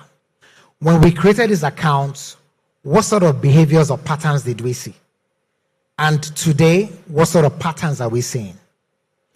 If at the time of you migrated a customer, account, and you could see the average volumes that they were doing, and 5-7 years down the line, that account is stagnant, nothing is happening, the dormancy could be a conversation. But if that account, the volume is doing has grown, automatically the bank should also be able to say to itself, these are the guys that I should be taking treasury, trade, opportunities to, so that I can do more with them. And I reckon there's some of the things that the banks are trying to do today. I'm sure we can take more questions. And I like our audience. Let's bring it to the conversation to real life. This session is about AI, sustainability, finance, all the things that we talk about. How do we make it felt on the street? Make it for that those people in Cross River State that we saw. So we can take, depending on the number of hands we have, we can take 2 questions at a go for Lawrence, or we can take 2. But let's start from you. Thank you. Good morning, everyone. Yeah. My name is Wade Ahime. I'm in media, and that's one space that a lot of all these things nobody talks about, especially as it relates to sustainability. So, Lawrence, thank you for your presentation. I do think on the SDG part, the most important, and you just mentioned it now, is the SDG 17, which is partnerships, and that's really critical. But my question to you is this. We come into this room, we say a lot, AI, sustainability, you go back and forth. We don't see it, we don't read it, we don't hear it. What do we need to do? And then the second part, and I also like to commend you about having to learn. I started using AI sometime last year, and I remember that like 12, 15 years ago, I went for an SQL training, and it's coming really well because you can now use it to write the kind of queries in forms of data, reports that you have to actually generate the kind of news that you want. So that's really, really important. But like I said, who's predicting the fact that the media is now educating or amplifying on ESG and sustainability? And that's a question I need you from a technology perspective to answer for me. Okay, we can take 2. Let's take 2 at a go so that we can take second question so that we can take more. Yes. Where's the second hand? Hi. Do I need to stand up? Okay, go please. Yes. Yeah. I'm Ifeanyi Kantana. I'm going to divert a bit from digital AI and data. I am from the not-for-profit sector, and I'm very particular about sustainable finance. I have heard about loan books, I've heard about insurance products that could help with this climate change thing. But I also know that in the non-for-profit sector, we have a lot of NGOs that are actively trying to meet the sustainable development goals in relation to climate change. So I want to know how Stanbic and other financial organizations are supporting these NGOs in Nigeria. I'm Nigerian, I'm so pro-Nigerian, and I am so much against depending on international financing. Yeah, that's to me. Thank you. Thank you. Right. Thank you very much. So I'll take Owade. If anyone, your question will be taken by one of the leaders in Stambik. So that I don't leave this room and then someone says I was speaking on behalf of Wale or Bumi. So to your question, I think there's an opportunity for all of us to help in the education of AI. And I'm happy that you started using it last year. I guess the question is, when we think about our immediate ecosystem, is our spouses, siblings, children, and then there's the support system around us, our drivers, the nannies, security. On the slides I showed, I think there are about 45% in sub-Saharan Africa adults that have access to smart devices, and about 75% of those are fairly active.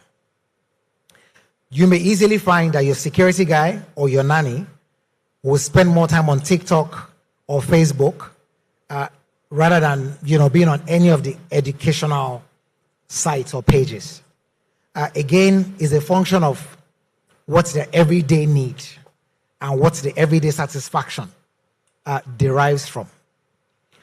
If you actually tell them, if they go to ChatGPT, they might be able to pick up one or two basic things that educates them better on either maybe how they look after the home or how they look after the kids. But you have to also say, is this where their immediate need reside? Some of those nannies are probably thinking about solving their parents' financial needs back in the village. And as such, the only thing that is their immediate concern is if they can send an additional 2,000, 3,000, 4,000 back home. But we have an opportunity to also say to them that the world as we know it before is no longer the same. I think it was Prof that was talking about the generations that we've seen. And now we are moving into, you've gone from the industrial to data and information age. And if we don't educate them about just being ready, they will be on social media and time is going to also keep passing by.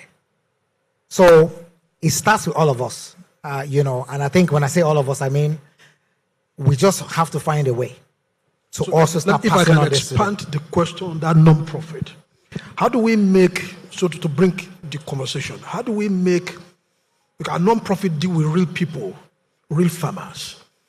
How does this conversation involve that farmer in Kaura Namuda? How is it relevant? How does he access the benefit of these climate discussions that we're having? And how do we get data from him? Maybe you can also speak to that. So I think it's a really good spin-off on that question. The how is where this local NGOs come in. And if anyone, I think to your question, I want to believe that as you talk about impact, you've identified a particular area or location or group of people. It starts with the identification also. Because, in banking, there is, if you're solving data problems, it starts with discovery. You need to know where the problems are. When you do discovery really well, those NGOs can also say, to other NGOs or other partners and back to alliances, we intend to cover this part of South-South or this part of Southwest. We're in this deep part of Oshobo, and there are some farmers here who we think we need to bring some basic education to.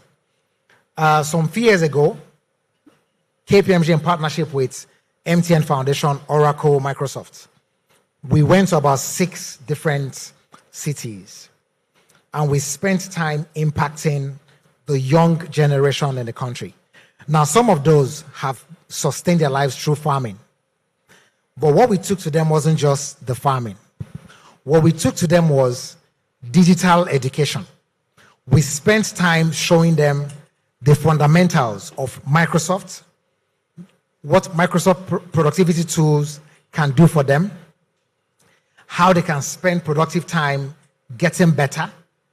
Some of them learned some basic cybersecurity skills. And as we had those conversations with them, we were telling them that, look, you may have graduated, haven't found a job because you have a tutu, but you can start a basic cybersecurity course.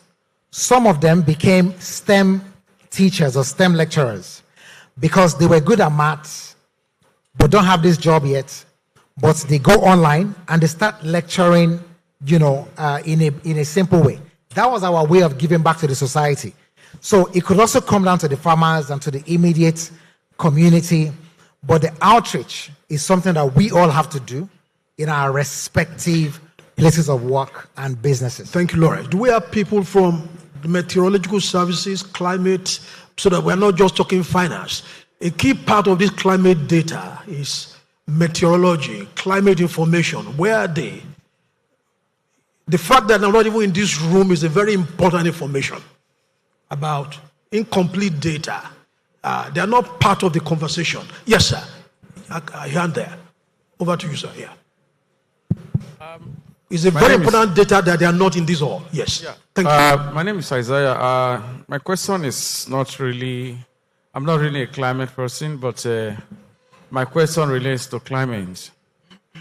I actually really want to know how can Stanbic IBTC use AI to provide climatic information to rural farmers, at least like as our speaker talked about, the issue of flooding that affects farming. How can rural farmers get climatic data using AI? What can Stanbic IBTC do in this regard? Thank you. Is this Stanbic person, sir? No. I want to ask a question. Okay, yeah. So for Stanbic management, please take note of the questions. Yeah, so yes. For me, I'm from the construction space, but basically around the environmental. And so our company, what we basically do, we have technologies that are deployed for chooks, engineer chooks, Aguala. So our technologies are, around, creating solutions for improving the environment in terms of like erosion control, shoreline protection, and all of that. So, but so over the years, I've seen that there's a lot of funding maybe going into tech, around the fintechs and all of that. But when it comes to things around this space where you cannot immediately, measure how it impacts, on people, and all of that, how can we structure funding, that drives, innovation around this space? That's a very good question. You can take a go at it. How do we, given that some of the climate information, my understanding, some of the climate discussions sometimes are not they tend to be abstract, and sometimes fundings are not immediately available. Even what can our AI role play in smarter decisions, mobilizing financing for climate finance, for example? Maybe we'll come over to you, sir, shortly. Maybe make it short so that we can take the gentleman over there. All right, Chooks, thanks for the question. I think I would certainly say, one, there's a need for a very intentional alliance and partnership exploration to happen in the area. If you know Statista, some few years ago, were just basically rolling out information and data, by themselves. But they've realized that they can't do it all by themselves.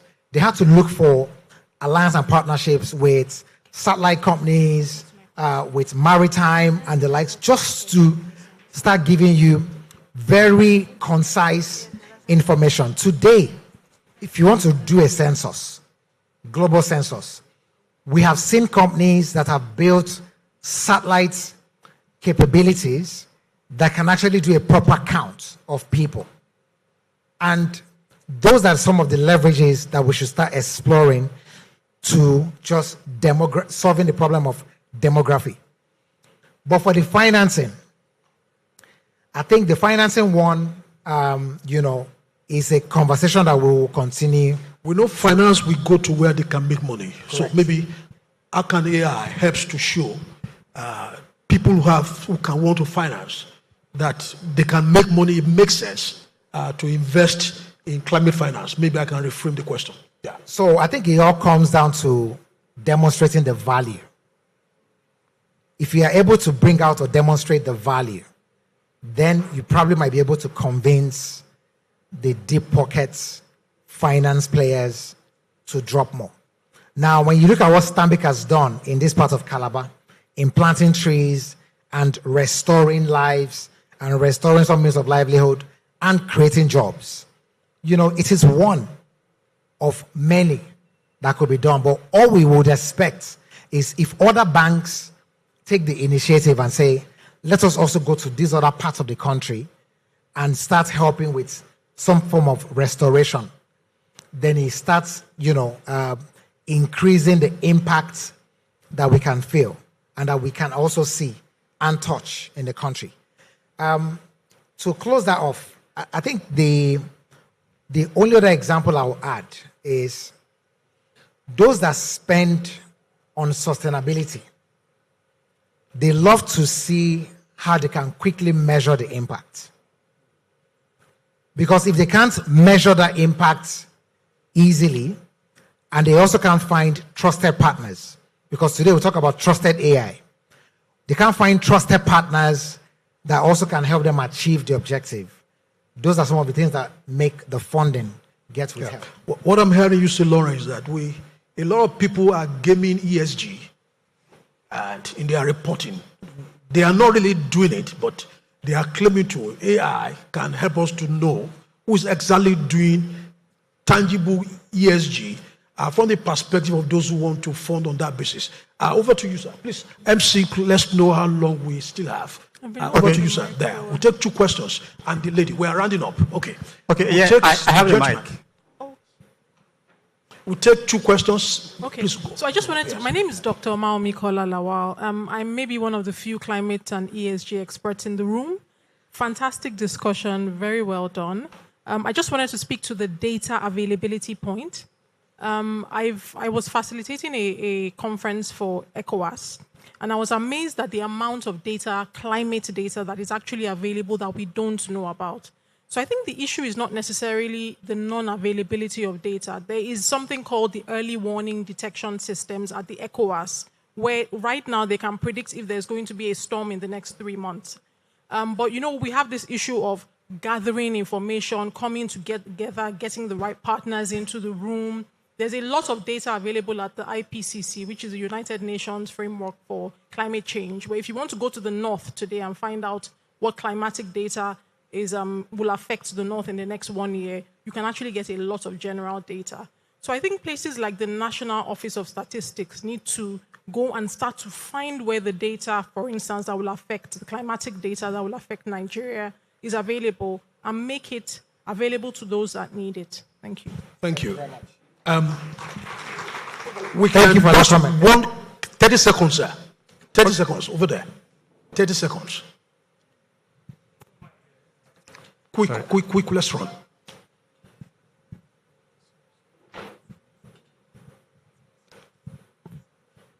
My name is DC. I'm a consultant. 2 quick ones. The issue of sustainability and GMO. What role does AI play? Because it's becoming an issue in Nigeria. What is the impact of introduction of GMO crops in Nigeria? Second one is it sustainable in Nigeria buying your own currency? Because when we're talking about Kenyan Safari and the money thing, that easy penetration to the real access on banking. But what's happening in Nigeria now is that you are buying your own currency. You're not even buying dollars. If you go to a POS now, you want 10,000 naira, you pay 200 naira. So actually what you are doing, you are buying your own currency outside the hawkers in wedding ceremony. What role can AI do in this? And how do we sustain this in terms of penetration Thank you, sir. into the rural areas? Thank you, sir. Lawrence, can also use that as your closing comment so that we can. All right. Thank you very much for the question. So let me first of all start off by saying I am no expert on genetic modification. So I will respond to that very carefully. Sustainability, I think is about preservation and also about, ethically having the means stay. GMO is science's way to help us continue to have, cultivation, production continuously, irrespective of seasons.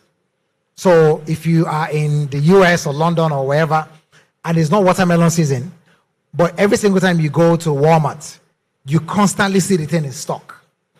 So some of those have been enabled because there's some genetic modification around the production or the cultivation.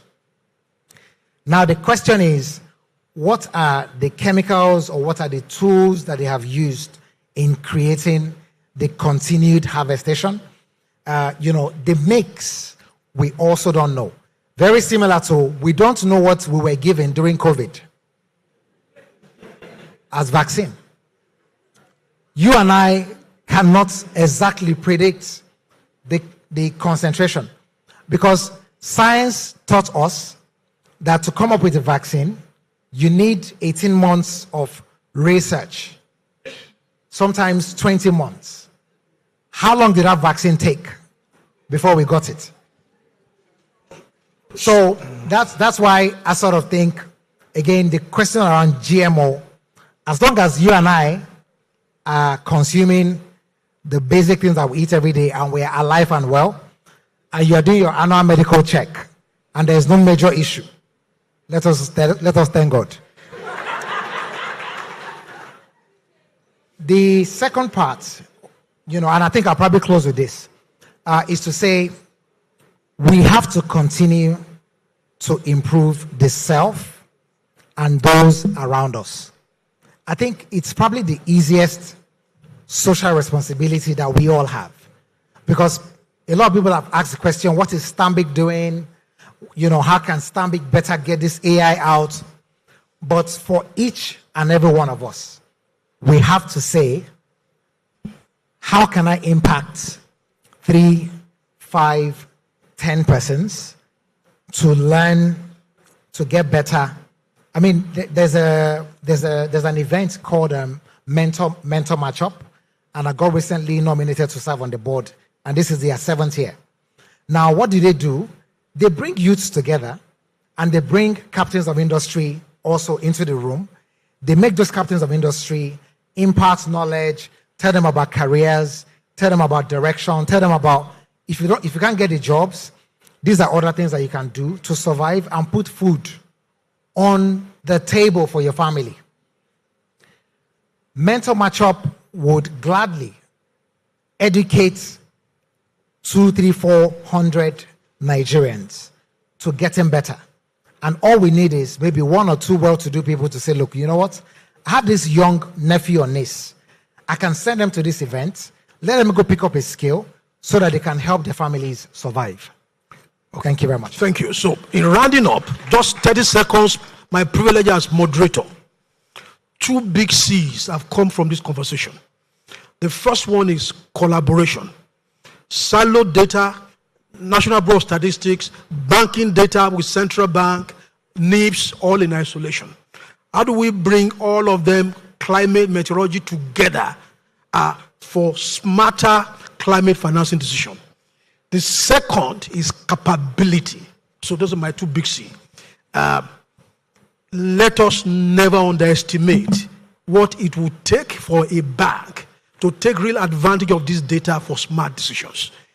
let us learn from the pain of digital transformation that we are still going through and imagine us with a bigger challenge of unstructured data far beyond the data that we collect as a bank, and address and reflect what it will take in terms of the technological capability of our banking system to truly take advantage of the AI technology, given that a chain is strongest as its weakest link. Thank you, ladies and gentlemen, for being a good audience. Thank you. CEO Wole, there are questions for you. I'm sure you can take it after us. Thank you. Yes. Okay.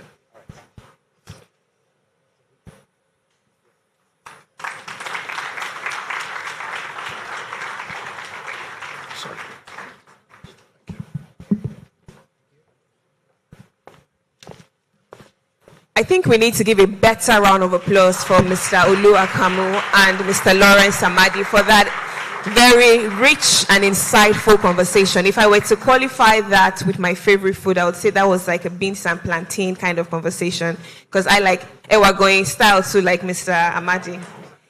Ladies and gentlemen, it has indeed been a very beautiful day, I must say. I'm learning, my mind is being challenged, and I'm excited for what is to come and the outcome of these conversations that we're having here today. Because like we mentioned earlier, it's not a talk shop. It's actually a place where we talk, we walk what we talk. So we will have results from all of these conversations. But we still get a chance to have questions, because we have a panel conversation that will come up very shortly.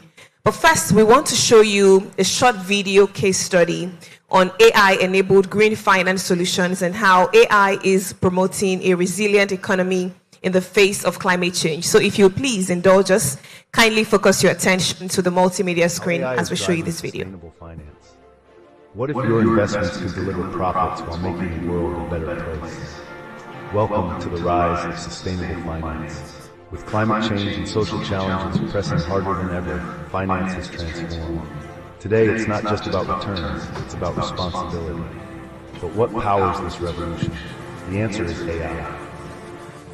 The global financial landscape is undergoing a seismic shift. As climate change and social inequality dominate headlines, investors are demanding more than just financial growth. They're seeking ethical impact. This surge of interest has turned sustainable finance into a multi-trillion-dollar market. At the core of this shift are ESG, environmental, social, and governance factors. ESG considerations ensure investments align with values like reducing carbon emissions and supporting fair labor practices. But analyzing ESG factors is no small task. It requires sifting through oceans of data. Enter AI, the game-changing force enabling this transformation. AI's ability to process big data with speed and precision is revolutionizing sustainable finance. Instead of relying on slow manual analysis, financial institutions use AI to uncover risks and opportunities hidden in complex ESG datasets. This means smarter, faster decision-making. AI doesn't stop at data crunching. It predicts the future. It builds climate models to foresee risks like rising sea levels and extreme weather events, offering deep insight into how these changes could impact investments. For professionals, it's like having a crystal ball for both profits and purpose. What about optimizing portfolios? AI delivers on this too, suggesting asset allocations tuned for sustainability goals. This not only aligns with investors' ethical priorities, but maximizes returns. By integrating AI-driven strategies, portfolios become a force for good and growth. Let's look at how AI is shaping the market right now. Financial firms utilize AI to track global emissions and analyze companies' sustainability performances. Instead of relying on unreliable self-reports, AI validates actions and outcomes with precision. Imagine a fund manager using AI to identify companies leading the charge in renewable energy or community support. These insights empower professionals to invest not just in strong candidates, but in changemakers redefining industries. Ethical impact becomes measurable, investable, and scalable. AI-driven tools also enable automated ESG portfolio optimization. Robo-advisors powered by AI help clients balance their need for returns with a desire for impact. This isn't financial advice for tomorrow. It's happening today, reshaping investor experiences. this is just the beginning. As AI evolves, so does its role in sustainable finance. Innovations on the horizon include more accurate impact measurements, blockchain integration for ESG transparency, and smarter predictive tools for market shifts. For finance professionals, the takeaway is clear. Embrace AI to stay competitive in this ethical revolution. Sustainable finance isn't a passing trend. It's becoming the standard for how values and strategy align in the modern market. It's time.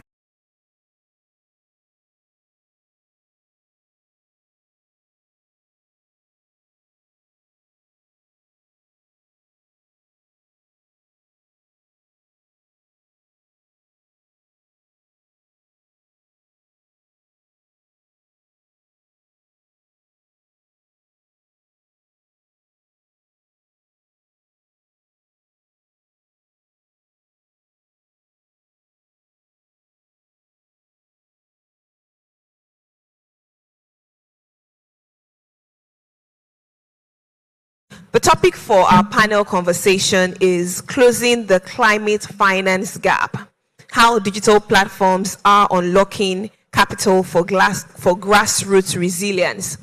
I will start by introducing and inviting our moderator on stage. And interestingly, we already heard from our moderator. She asked the question during the fireside chat, and you can tell that she's passionate about this conversation.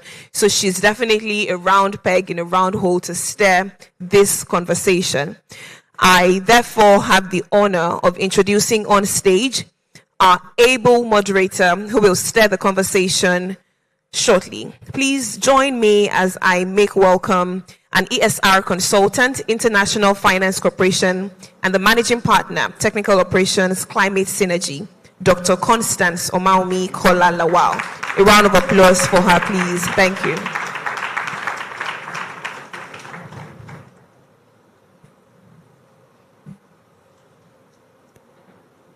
She'll be on stage to receive the other eminent members of this conversation. And in no particular order, I'd like to invite on stage an independent non-executive director at Stanbic IBTC Holdings, Dr. Babs Omotowa. A round of applause for him. Thank you very much. I'd also like to invite on stage General Manager, Nigeria, MCOPA, Babajide Duroshola. A round of applause for him, please. Co-founder and Group Chief Executive Officer, Mudozango Chidi Amudo. Thank you very much for joining us. The Chief Executive Officer of EcoTutu, Babajide Oluwase. Thank you very much. And finally, to join them, and of course, by no means the least, the Executive Secretary, Financial Center for Sustainability Lagos, Emmanuel Etade. Thank you very much. I'll now happily hand over to our able moderator to steer this conversation on from here. Over to you, Doctor. Good afternoon, ladies and gentlemen. I don't have the most powerful voice in the universe, so you're going to have to bear with me. Good afternoon, my distinguished panelists, all protocols observed. So we have the privilege of sort of ending the day, and that's a good thing because we can try to shape the discussions, but it's a negative thing in the sense that it's time for lunch, it's very cold in here, even I had to go out to thaw out a bit, so we need to maybe rejig people's brains. So what we are hoping is that this will not just be one of those situations where people come together and we've just spoken, we've talked, and then we go away feeling that, okay, that wasn't bad, but then we don't actually have any tangible actions that we take away. So I'm here with this really great group of panelists, and I'm really wanting to challenge you as we start the panel session to be able to say that even if not all of you have something you can take away, let's try to do 2 or 3 things. So, we have this huge challenge where I'm sure whatever it is you're doing on your phone is like really important. But we just ask that. I really love what Lauren said. Please be present. Try to tune in. I'm a firm believer that if there is a reason why you are sitting in a session, then in the very near future, you will find out that you needed some knowledge, some nuggets, that you needed to take away from that session. So we're challenging you for the next sort of 40 to 50 minutes to be present in the moment, to potentially think about a question or some to-do that you need for your role. We've seen today that this whole issue with climate and sustainability is not unrelated at all to finance. So that's a challenge for us. Okay, so without much ado, I will go ahead to introduce our panelists. And in no particular order, we'll start with Dr. Babs Omotowa. You're very welcome, sir. Very welcome. He's a distinguished global leader. I mean, you don't get to meet a lot of people whose careers have spanned so many sectors: the oil and gas, education, manufacturing, technology, and banking sectors. He's currently a non-executive director at the Stanbic IBCC. He's worked in a lot of organizations and held leadership positions in each of them. The Royal Dutch Shell. He was managing director of Nigeria LNG for many years. And now he plays a very important role in the in the NNPC, the Nigerian National Petroleum Company. You're very welcome, sir. And then we have, thank you. Oh, I forgot to say we need your support with applause as well, even if I forget to ask for it. Okay, and then we have Mr. Babajide Duroshola, who is the General Manager, Nigeria MCOPA. This is a really interesting company. We'll talk a bit more about what they're doing. So you're very welcome. He's a business management executive with extensive experience in startups, technology, banking, and consulting. You're very welcome, sir. And then we have Mr. Chidi Amudo, who's the CEO and co-founder of Modo's Angle, which is a solutions firm. Again, this is another very exciting company. We'll talk a bit more about what they're doing.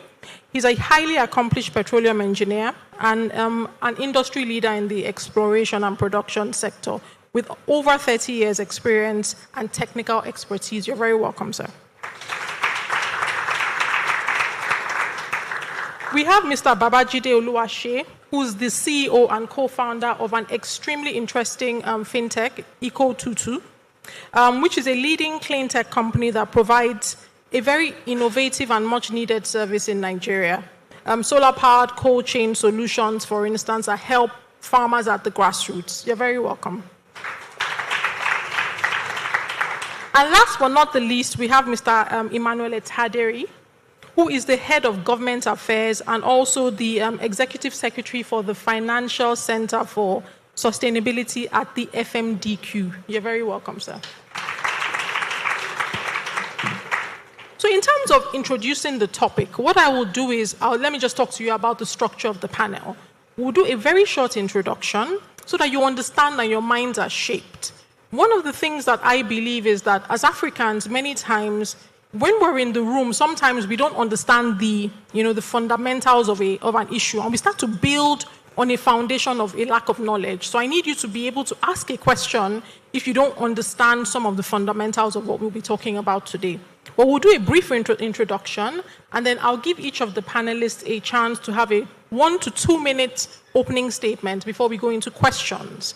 And please, if you have any questions, either online participants or in the room, please write those questions down. We'll try to take them, give enough time to take them at the end of the session. So in terms of just even trying to introduce our topic today, we have a lot of interesting players in the room. And, we've been talking a lot today about how the climate financing gap in the world and in Africa is very big, right? Huge. I think data is very important. It's extremely important, but I like to tell stories. So rather than repeating to you about the size of the global climate infrastructure financing gap, either in Nigeria or across the world, we just tell a few stories about the real meaning of the fact that we're not getting enough money to finance climate mitigation and climate adaptation. By the way, I'm introducing a pop quiz to you. And I think you can check your phones for this one during the session. What is climate mitigation? What is adaptation? Very important, because they're both important to Africa. So I tell you a story to introduce. Just imagine a farmer in the Sahel region or in the middle belt or the northern part of Nigeria. He's seeing a lot of drought and a lack of water. He needs irrigation. They're actually designed for irrigation, but there is no financing available to help him to have the drought-resistant GMO seeds that he needs. What does he do? He continues to use the seeds that he has, and is having increasingly a reduced harvest because of a lack of financing. Think about women who live in places like the northern part of Nigeria, Chad, in Mali. Increasingly, they're having to walk much further to be able to get water because water sources are just drying up. There are plans in place that the government has, but no financing in place. Think about the whole of West Africa, where you have coastal communities in West Africa. Many of them are losing fishing villages because the plans that are in place to be able to build mangroves, like what Stanbic IBTC has done in Cross River State, is just not available. So this financing gap is real, and it is affecting the grassroots, and that's what our discussion is about today. And so we have different players in the room. We've got people from banking, from agri-tech, we have people from fintech, we even have a speaker from the regulatory or policy networks in Nigeria. So we want to be able to talk about how we can use AI and digital technology or digital innovation to be able to get finance to the grassroots. Like I said, we will have the discussions, we'll ask certain questions. We want to be able to look at how this can work, and then we'll come to you to see if you have questions. So I will start in no particular order to just ask the panelists to make very brief opening statements, and then we can go into questions. We'll start with you, Dr. Motawa. Thank you very much, moderator. And good afternoon to the audience. I think one of the first things I will say is that I am not a climate change expert, so don't expect deep expertise like the moderator from me. But of course, what I am is I have run not just organizations that have deployed significant amount of capital, but I also come from the middle belts of Nigeria that has seen the effects of climate change, and I have also been involved significantly in community-type development activities. I think, as the moderator rightly said, if you think about the capital deployment, I think the estimate is that about $280 billion each year between now and 2030 is required in Africa to address some of the climate adaptation and resilience challenges. But evidence indicates that only about 10% of that has been deployed. But I will say, a challenge is not just about deployment of capital. It's also actually about access and use of those capital. Whilst we've seen digital platforms play a very good role in helping to bring transparency across that deployment, whether it's mobile money, blockchain, even as we saw in satellite imaging in Ghana, you see quite a lot of digital developments that are helping to bring that transparency. But I think the bigger issue is for the household in the villages, in the front line, how well this money is actually really getting to them, or how much is being lost in the bureaucracies and in the corruption that I think we still see. So I would say that yes, there's still need for the deployment of much more capital. There's still the need to deploy a lot of digital technology for transparency. But I think government also still has a huge role to play to ensure that the rules are being followed, governance is being enforced, and that the monies that are being raised, whilst we need more, they are actually getting to the front line. Thank you very much. Thank you. So we'll move to Mr. Duro Shola for just an opening statement. All right, good afternoon, everyone. For us at MCOPA, we are very passionate about the everyday income earner.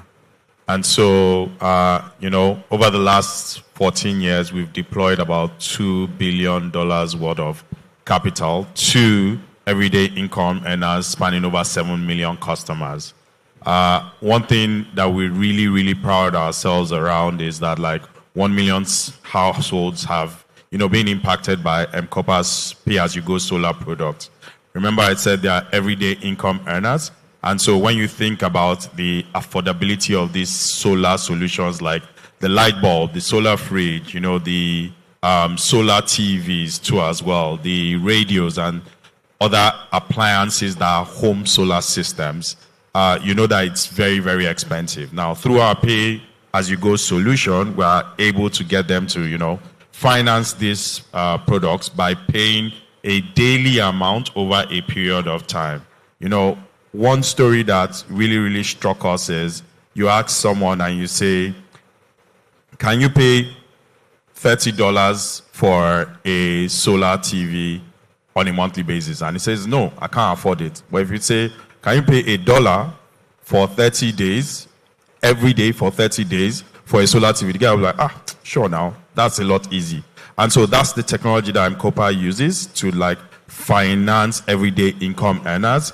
And, there are a lot of stats too as well. Our impact report for 2024 was just released yesterday. And we'll talk about some of the numbers that we've seen and how interesting those numbers are.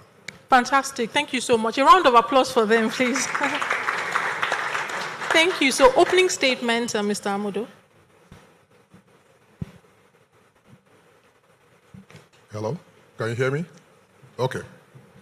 I had an initial remark that after listening to Lawrence and after listening to some of the panelists, I thought, that's not probably where I should go. But I think in all of the things I've heard so far, I think the cardinal thing is trust. You can have AI, but do you trust the data you are dealing with? If you build AI on the garbage data, you are going to get garbage results. Then when you talk about issue about financing and access to funding, Lawrence gave an example around what happened in the Cameroons, and they did their own part of building the dam, and we as Nigerians, despite the fact that they had a budget for it, they didn't build it. And fast forward many years later, you now have the effect of that on the environment. Was it a lack of finance? Obviously not. So sometimes we blame so much of lack of finance, but the question is, the little that you have, what have you done with them? So we take the position that when you build a system, the system needs to be trusted. You need to have an ecosystem that's a single source of truth. I will speak a bit more about what we have done in that space. When we talk about emissions accounting, it's not just about emissions accounting, it's also what are the abatement strategy and what is the impact of this abatement strategy. But it's not just only that. You want to raise money, what is your financial modeling about? A lot of people build these models in some kind of siloed spreadsheet, but can you have the same financial model within the same platform? So all of these ecosystems that are fully integrated, we are happy to say that we built something that, as Nigerians, you can be really proud of. And we are hopeful that as we continue to impact in the background some of the great work that the banks are doing, and quite frankly, the bank will give you money if you are going to make profit. If they don't do that, the shareholders are going to kick them out of the market. It's just a fact of life. So I look forward to a very interesting conversation. Yes, thank you so much. A round of applause for him. Thank you. Very, very important point about the governance frameworks and trust. We'll move over to Mr. Itaderi for an opening statement.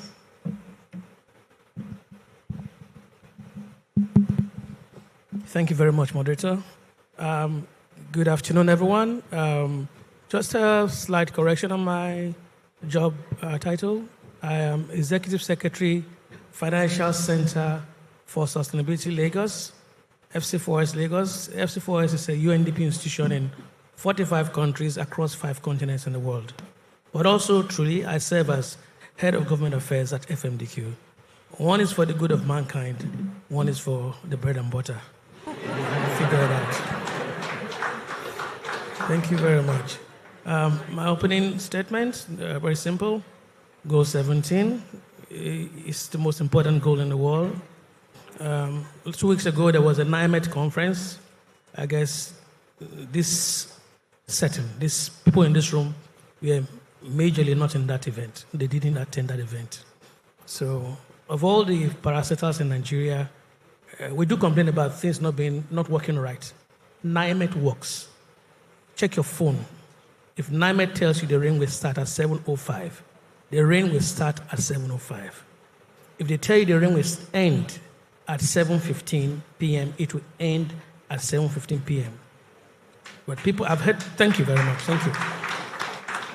But I've been hearing conversations, contributions, and people don't seem to be aware of how NIMET achieves that. It's early warning signal that the moderator mentioned. Early warning signals, and AI enables that, technology enables that. What I want to say is that that collaboration thing on Goal 17 is the most important element. And COPA is already doing something fantastic, which I believe started from Kenya, right? Yep. Good. And if they're already doing it very well, why can't we repeat it? Why can't the banks get behind M-COPA and expand it? I don't mean one bank. All 24 banks signed to the Nigerian Sustainable Banking Principles. Who is practicing it? Apart from a few. I know Stanbic is in front, because I know you supported the first sovereign green bond. We have done Series 3 now, Series 4 is cooking. But apart from Stanbic, Access, and maybe Sterling, and marginally Wemer and Fidelity, who else is really driving green? Who else is driving sustainable finance? I know because I did a study for 9 months. Stanbic was one of the candidates for that study. Stanbic, Wemer, and Sterling. And we're funded by UNOPS. We did a scanning of banks' loan books to see if they're lending to green. All right. So that was 2-3 years ago. I hope when we do it the second time, we would have seen an improvement. Thank you. Thank you very much. A round of applause for him. And last but not the least, an opening statement, please. Good afternoon, everyone. Yes, climate change, sustainability, ESG, and every of those nice things in between, to that person in the market in mile 12, or somewhere in Sabo Ngida markets in Nasarawa, they don't understand, and they don't care. What they know is they know hunger. They know loss of revenue. They know not having the confidence for them to go back the next cycle. And this was our own entry point into addressing some of these issues at Eco22. With my background in advocacy, consultancy, and the likes, I wanted to address sustainability issue from a point that I don't have to speak too much English. Right? Once I'm able to provide a solution that meets the specific need of people in this segment, and I'm able to scale that over time, then I think Eco22 is on the right path. We'll be talking about how we've enabled this for over 5,000 farmers, traders, and aggregators over the years, and how we've enabled them increase their revenue on a monthly basis, reduce the rotten tomatoes you see on the street, and more importantly, give these people the confidence they need to produce more food that our growing population needs. Thank you. Thank you so much. Thank you for that. So without much ado, we're going to go into our questions. And I think that with the opening statements, we've already started to preempt some of the questions and some of the issues we want to discuss. So I'll start with you, Dr. Motawa. You know, with the long career you've had in leadership, I'm sure you understand how important governance frameworks are and how Mr. Amudo said trust is important. So to what extent do you think that the digital governance frameworks that are available today, and by the way, a digital governance framework is, we're talking so much about digital transformation. You actually have things like the Nigerian, there are 4 or 5 digital governance frameworks in Nigeria coming up. So how do you think that these digital governance frameworks can truly ensure the accountability that we need in climate resilience finance, where you can have that traceability, you can have the trust? How do you think this can happen? And how do you think that that finance can actually be pushed down to the grassroots with proper governance? Thank you very much. And I think, as you rightly said, the governance frameworks are in place. And there's actually quite a lot of digital frameworks that already exist today. whether it's mobile money, whether it's blockchains. And I think, when you look at that, what they help to do are a number of things. Of course, they help you to bring transparency into the whole money flows. But hopefully, they also help you to even reduce the cost of funding itself. So, those frameworks, I think, are very, very important. And I think when you think about it in Africa and you think about some of the challenges that I think we face, I think, even till today, most of the uncultivated land in the world are still in Africa. I think about 60-something% in Africa. And when you think about emissions, which is an industry, or something that I'm used to from my industry, Africa contributes very little, about 4% of the global emissions. And so, these governance frameworks need to enable also that for Africa, which is where most of the challenges you still find, that you are able to tackle them using these digital tools. But I would argue that digital tools on their own is not enough. Governance framework on its own is not enough. We always talk about having very strong institutions, and I think that is one area that I think we still have work to do in Africa. I think governance and leadership is an area also of focus. Technology on its own will not solve the problem, unfortunately. Corruption itself can destroy any systems or processes that you put in place. And I think along with those digital systems, digital governance, I think we also need to focus on leadership and to ensure that issues like corruption and all that are taken out of the system so that at the end of the day, most of this money gets to the front line, which is really where it is really required, which is where people are being impacted and human lives are being affected. Thank you very much. So I want to be able to give a round of applause for him, please. We're going to be clapping a lot during the session. So I want to be able to just talk a bit about, to give Stanbic IBTC some homework, if I may. There's about 5 key governance frameworks that are being, one is complete and the rest are in various sort of areas of development, various stages of development. And one of the important roles that Stanbic can play as a bank is in the advocacy in trying to make sure that these frameworks are, actualized, they are pushed into law. There's something called the Nigeria Data Protection Act. It was passed in 2023. There's the National Digital Economy Policy and Strategy, which is between 2020 and 2030.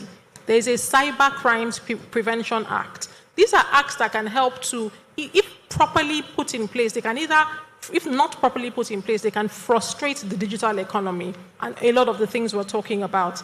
There is Nigeria's draft National AI Strategy. These are governance frameworks that can actually help to actualize what it is that we want to see today. So thank you very much, Stanbic, to be able to just say, maybe we find out about this and see how we can actualize the finalization and completion of these strategies. So next question, we'll move over to Mr. Duroshola. I think you have a really, really interesting business model at M-Copper. You've pioneered the pay-as-you-go solutions in Africa, which you've talked about. So very briefly, what lessons can you draw from the model about the potential for digital finance to bridge this climate finance gap, keeping in mind that business model you have about grassroots? Yeah, so like I said, we initially started off as a solar pay-as-you-go financing company. Today we're a smart money platform, and the reason for that transition is one thing to just finance the solar products and keep it at that. But you talk about the farmers, and I've heard farmers a lot today. There's so much information that is available but can't be provided to them. Why? Because that guy doesn't have a smartphone. So maybe he has a 2G handset, and if you send it as text message, there's the 140 character limit. And by the time you even send as text message, you start to see some of the errors because some of the information has been transcribed into and sign plus and equals to, and the guy doesn't understand that. Now you come in and you think about the technology and so today, we financed over 6 million smartphones. So today, we financed over 6 million smartphones across 5 countries in Africa to these people who are like your farmer. too as well. And that technology, we're then now seeing that there's so many other things that we can do to ride on the technology to improve the lives of these individuals. In fact, it's 7 million customers. We found out that like 38% of them are accessing their first digital loan. So if you think about it, 38% accessing their first digital loan. When you then now think from a gender lens, that number goes to 43% of women who are accessing their first digital loan. And that's what that technology has been able to do for us. Now, you know, we talk about it and we talk about banks like Stanbic who understand the overall hierarchy and the picture. But the Mekunu on the street doesn't understand all those things. Come Stanbic and Mkopa partnership, where we are able to then now, you know, translate many of these things to that smartphone ownership, that digital loan ownership, you know, that health insurance ownership too as well. To that guy who is like in a far place, insurance ownership too as well. To that guy who is like in a far place where many of your health insurance providers will not necessarily access. And so, based off of, you know, the Smart Money platform, we've been able to extend, you know, these kind of solutions to everyday income earners across 5 markets. So Mkopa started in Kenya, you know, we went to Uganda, moved to Nigeria, went to Ghana, and South Africa is like our newest market too as well. And everybody who is in the 7 million bucket are everyday income earners. So it's not really salaried people, it's your everyday income earners. In fact, the moment we head out of Civic Center now and we go to the traffic light, that gala guy is your Mkopa customer. Thank you. Thank you very much for that. Thank you very much. Very interesting. And one of the things I just found out is that Nigeria is the fastest growing across the world. Africa, rather, is the fastest growing market for mobile money, with nearly 1 billion accounts just every single year. So it's amazing. All right, so we move to our CEO of Muda Zangil. In terms of just technology, with the kind of business model that you have, how do you see the role of technology evolving just simply from an enabler to like a core strategic business driver?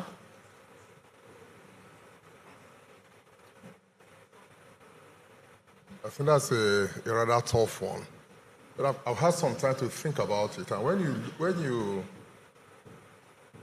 you're in the wrong business, no matter how hard you work, you are not going to make money.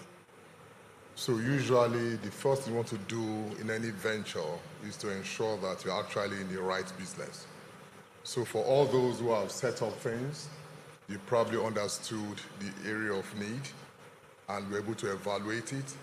Perhaps they had a systematic way of doing that, or maybe they just had core knowledge of the local market and they knew that this was the right way to go.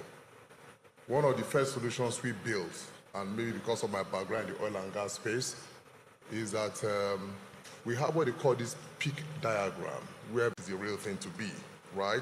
Then it doesn't matter how well you do your oil, if gas is the way to go, then of course you've gone the wrong direction. So having a solution that's capable of doing that.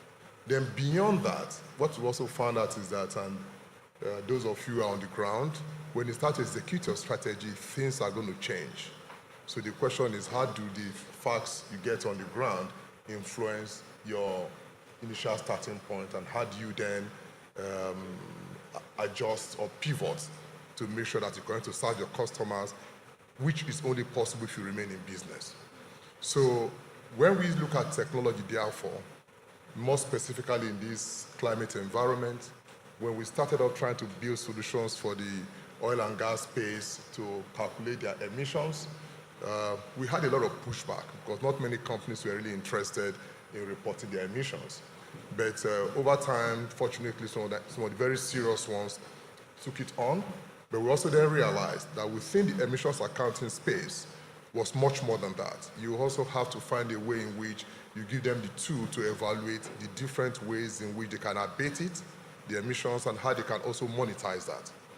Then you also come about the issue of climate risk modeling, which is very, very important for financing, because you want to check whether the money you are giving out, how exposed it is to climate risks. And then, of course, finally, the financial operations model. So all of this ecosystem on one platform, I think one of our clients was very surprised. I think we deployed the solution for them. I don't want to mention their name. And then we did their emissions accounting for them. And they told us they were doing some kind of abatement, some tree planting and all of those things. And I said, how are you calculating the sequestered emissions? And he said, no, we have a consultant that do that. I said, but do you know the solution you have actually does that as part of the solution? Of course, they didn't know that. So we also have to do a lot more in educating our customers that a lot of things they are doing have to be within a single source of truth, which makes it easier for the executives to make very informed decisions. Because when these data are coming at you from different areas, they all seem very important. When you aggregate them in one space, you are then able to draw the proper insight that is going to drive the company objectives. So for us, we are building solutions that are the heart of not just the strategy or your plan, but also monitoring the execution and make sure that we are closing that loop as you continue. Thank you so much. Thank you very much. A round of applause for him. I really like that point about helping clients find solutions for greenhouse gas emissions. And I want to tie it to a question to Mr. Itaderi about the regulatory environment, because that's also an important driver for clients and businesses. So Mr. Itaderi, what do you think about the current regulatory environment, not just in Nigeria, but in Africa? Do you think it's a help? Is it a facilitator? Is it a hindrance to helping to achieve the objective we're talking about, scaling climate finance? They say charity begins at home. So let me start from Nigeria. Africa can take us with 400 million population in the horizon. Likely, we're about 200 now. So in a few years, we'll be 400. So let's speak to Nigeria. So for Nigeria, this is the best of times. Take it from me. In terms of regulation, this is the best of times. We just had a landmark regulation from the SEC, which is the Investment and Securities Act 2025, signed by President Tinubu in February, I think-ish. And that particular piece of legislation opens the door to all sorts of tools that can drive digital finance, can drive access to the GSS, green, sustainable, sustainability-linked, and social bonds. Opens the door to a lot of possibilities in terms of the financial space that can help us to, address the challenges we have that we're discussing today. Apart from that, there's also, I mentioned previously, the Nigerian Sustainable Banking Principles, which all the banks signed in 2012, right? I'm going somewhere, don't worry. I should mention the Nigerian Sustainable Finance Principle, that's from SEC and the FSRCC, Financial Sector Regulation Coordination Committee, the highest regulatory body in the financial sector. It has central bank, it is in central bank, hosted by central bank, and has PENCOM, has SEC, has DMO, the Debt Management Office, has NGX, has the NICOM, has all the regulators are in that particular body. They came up with a principle called the Nigerian Sustainable Finance Principle, and that was in 2021. I'm going somewhere. And then we have the Climate Change Act 2021, supported by the British government, a landmark legislation that led to the setting up of the NCCC, right? Nigeria Climate Change Council, right? So I said I was going somewhere. We have so many regulatory principles, laws. The issue we have in Nigeria is not a lack of those things. It's implementing those laws, those regulations. That's the issue. I sat with somebody senior central bank and I was asking her, do you have an advisor on climate change for the new governor? She said, no. When they change them, they take their advisors with them. So it's not institutionalized. There's nobody covering climate change in central bank. So who's going to challenge the other banks that they are not practicing the Nigerian Sustainable Banking Principle? Who's going to ask them? Who's going to check, monitor whether we're implementing anything from the central bank's perspective? If there's no advisor on climate change to the governor, I mentioned the Nigerian Sustainable Finance Principles. It says, Article 4, that all companies, listed companies, must report annually on whether they're implementing, they're reporting on if they issued a bond, a green bond. You must report whether you're implementing that particular principle. Are you reporting on the anniversary of your issuance? Are you talking about what you did with the proceeds of the bond? You must report it to the exchange where you are listed. Who's checking? It says also you must show what you are doing concerning gender, concerning financial inclusion. Who is checking? So you gave Stanbic an assignment. Let's add the assignment to that. I'm ready to work with you, Financial Center for Sustainability, to work with you to develop something that will help us annually to do a name and shame. Naming and shaming.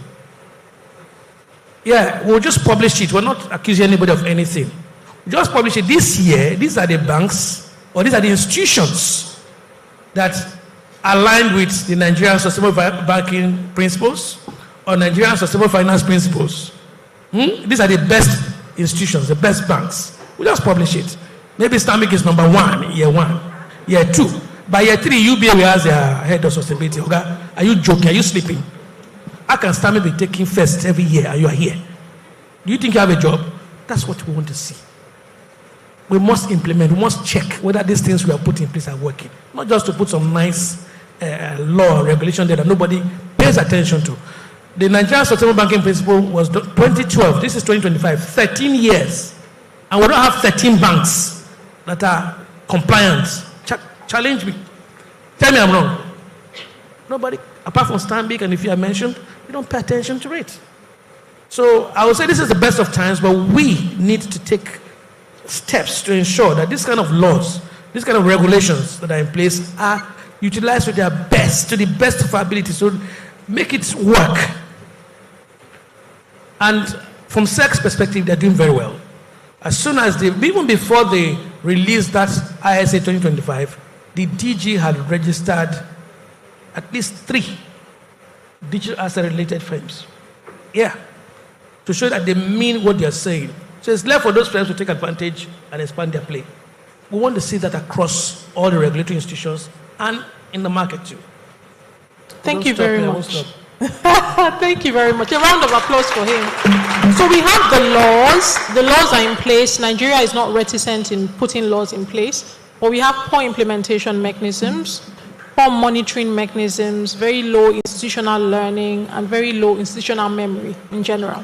Okay, so last but not the least, we'll come to you, Mr. Oluwase of Eco22. I mean, this is a very interesting business model you have. What would you say are the significant challenges you face in being able to, to convince investors to channel their money down to the grassroots while sort of maintaining that viability and scalability that you need in a business model? Okay, thank you. So the challenges I will talk about are in 2 parts. But there's something that underpins both challenges. It's what I would call the fundamental disconnect between the reality on the ground and the expectations of investors, right, regarding what return on such investment should look like. So the first challenge would be something around saying the de-risking paradox, where investors would typically gravitate towards sectors or businesses that have been de-risked, more like de-risk opportunities. Agriculture, as we know it, across the different points of the value chain, is still very much high risk, high touch, informal setup as we have it. But then infrastructure is needed to pull from the point we are in to the next point. Someone has to do the job. People have to do the job, and resources is required to drive that. And so it's in being able to understand that infrastructure is needed. I mean, you typically have the fintechs, they say, hey, you are asset heavy, and we'd rather not do this. We don't have the fundamental infrastructure in place that we can then layer other things on. What we're doing at Eco22 to take care of this is, so we have what we call pay as you chill. Maybe we're inspired by MCOPA pay as you go, because they've been around way before us, to say you don't have to buy cold storage infrastructure if you don't need it for your business. Or if you can afford it. Mostly, the targeted market can't afford it. You can bring your produce, you store within the solar-powered cold chain infrastructure closer to you. We charge you as low as 250 naira per crate per day if you're storing for horticultural produce. And you only have to pay for the number of days that you're storing for, which gives them the flexibility to use the service. On the other hand, many of them are not interested in storage, just want to sell. So it then means that we have to then think beyond just providing storage infrastructure to also the market linking side. And that's how we're sort of playing in that space. It's a lot of hard work. Partners like Stanbic IBTC, we hope that you really will join us. Conversations have been had across points with different financiers, but they all still come back to the risk. But who's going to take care of it?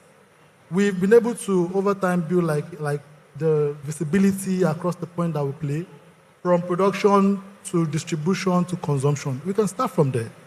We have the data of storage activities within the market. We have an idea of who is storing what's the duration they are storing for, and who are their off-takers. And we can build on this and then grow from there. The second challenge, I would say, is quantifying or sort of balancing the impact side of things with the financial metric side.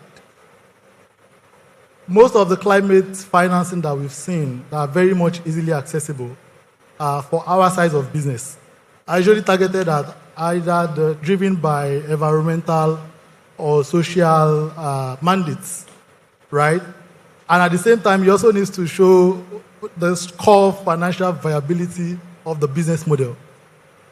What we're doing at Keynote to address this is we run a dual model where the pay-as-you-chew model in open markets, in farm clusters or in aggregation points, which is accessible to that smallholder farmer that has just 5-10 crates of tomatoes, and then traders within such areas.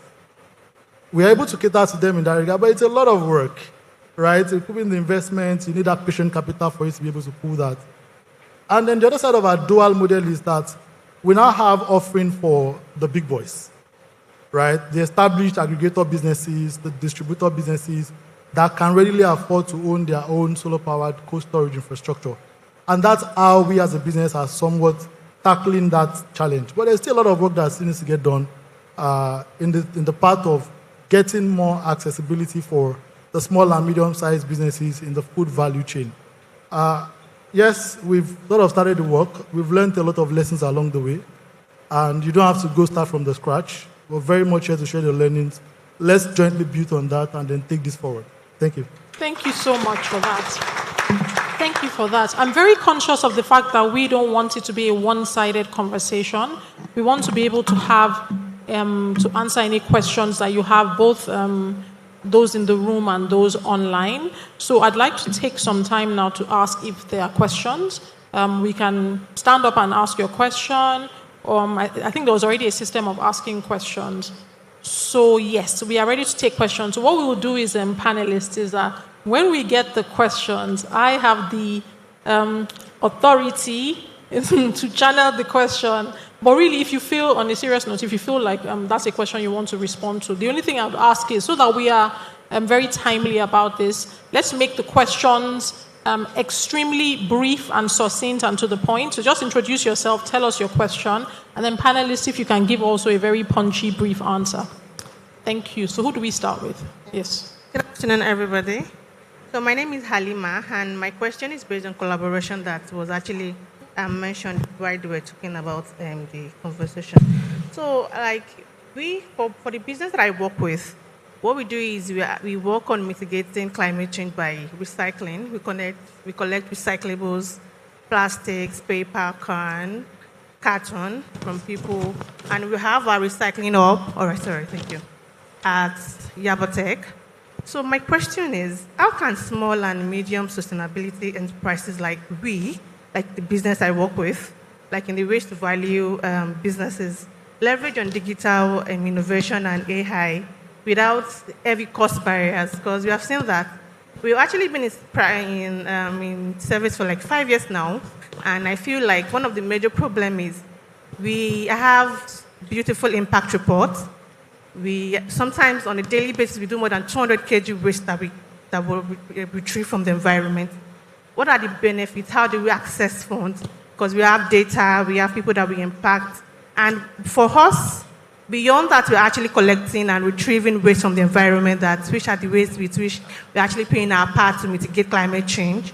We also include and we reach out to the students in the Yaba Tech premises so that they can actually afford fees to actually employ them on a come, walk in, then go to your classes and receive lectures. We are looking forward to collaborations and partnerships. Thank you. Thank you. So thank you for that question. What we will do is we will take maybe a string of questions and then we'll get responses. So who are we choosing next? Okay. Good afternoon. My name is Tokwe Suleboaz. I work for Inscape Holdings. My question is to the CEO, Stanbic IBTC. And it's simply, can we get some level of commitment to having Stanbic IBTC fund some pilot projects, sustainability projects? We have a couple that we're interested in. And the second question is, I know that DFIs, they have this project preparatory funding arrangements. So how can Stanbic IBTC have some kind of desk that can, because I strongly believe that it's going to accelerate, some level of growth. I can say impressive growth if you have such funding to kickstart these businesses. Thank you. Thank you for that. So next question. We'll take two more and then we'll respond. Good afternoon. My name is Bukola. I'm an agricultural economist. I have two questions. My first question to Stanbic IBTC. How well has Stanbic IBTC educated the literate agrarian community? Because most of them, even if they have smartphone, if they're not educated, from research, we have some of them with Android smartphone. They minimize the utilization is not, they don't know how to use apart from call messages. They can't even if they have access to a smartphone, they can utilize it maximally. Then my second question to Nimet, the weather forecast, apart from the display, I know the weather forecast is being displayed, is it being communicated in indigenous languages to the literate agrarian community so that they can use the forecast to for their benefit? Then this third one is, if this illiterate agrarian community are not really educated, how can they keep good records of their liabilities, their profits, if they don't have a real record of their business? Getting loans from banks might be a little bit difficult.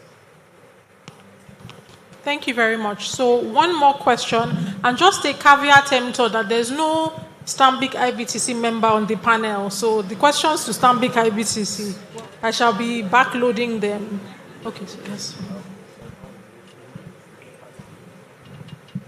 My name is DC. My question is, we did it, Lawrence said he wasn't a specialist, but now we're talking Greek proper, so we can channel it properly. We cannot be talking about sustainability in terms of agri-produce without talking about seedlings. The seedlings we need to plant that will give us the best of the yields. And in the last 1 month, let me use the word very carefully, there have been conflicting reports, especially for the northern part of this country, about GMO seeds that have been introduced, and talking about the productivity, the yield of those GMO seeds, the availability, and as well as how some of them have destroyed the soil. Now we're hearing reports that those hitherto soil that people were planting local seeds as well, that were doing very well, and they've now planted GMO seeds. After harvest, those soils are no longer, cannot be used, are not producing good yields, as it were. And the farmers are now being tied with some foreign collaboration, being tied to the sources where they can even get the seeds. So the question I'm asking is, what are we doing to ensure, especially that my friend said, talk about tomato, high school in Jos. What are we doing to ensure? Because one of the things we're seeing is that people are now very conscious. We go to the market, we see some funny looking tomato, as it were. We don't know where they are coming from and what are in terms of consuming them and the impact on our body. What can we do to ensure that, first, our farmers are getting the good quality of seeds that will enhance productivity, and that we're not, by omission or commission, introducing foreign seedlings that are destroying our soil content, and at the end of the day are not enhancing the farmers' productivity. I'm hearing the farmers in North are crying that their farmland will be destroyed by GMO, and they can't even have access to the GMO. What can we do in this? What role can AI and digitalization help us so that these small farmers do not lose their farm space in an attempt to say we are going global? Okay, so we will take just one more in this round before we... Yes, I think I've been seeing you. One more in this round. Sorry. Okay. Hi, good afternoon, everybody. So my question is very straightforward. When we're talking about sustainability, I'm concerned about how you balance it with profitability. Because at the end of the day, when we talk about climate change, all the sustainability thing, we think in like an NGO format, whereby people do it and they're not supposed to make money on it. But how do you sustain? How do you do profitability and why you're doing sustainability? Thank you. Thank you for that. So I think, so that because we have quite a few questions now, please allow me to just shift some of the questions to our panelists, and then we will take, hopefully we'll have time to take the next round.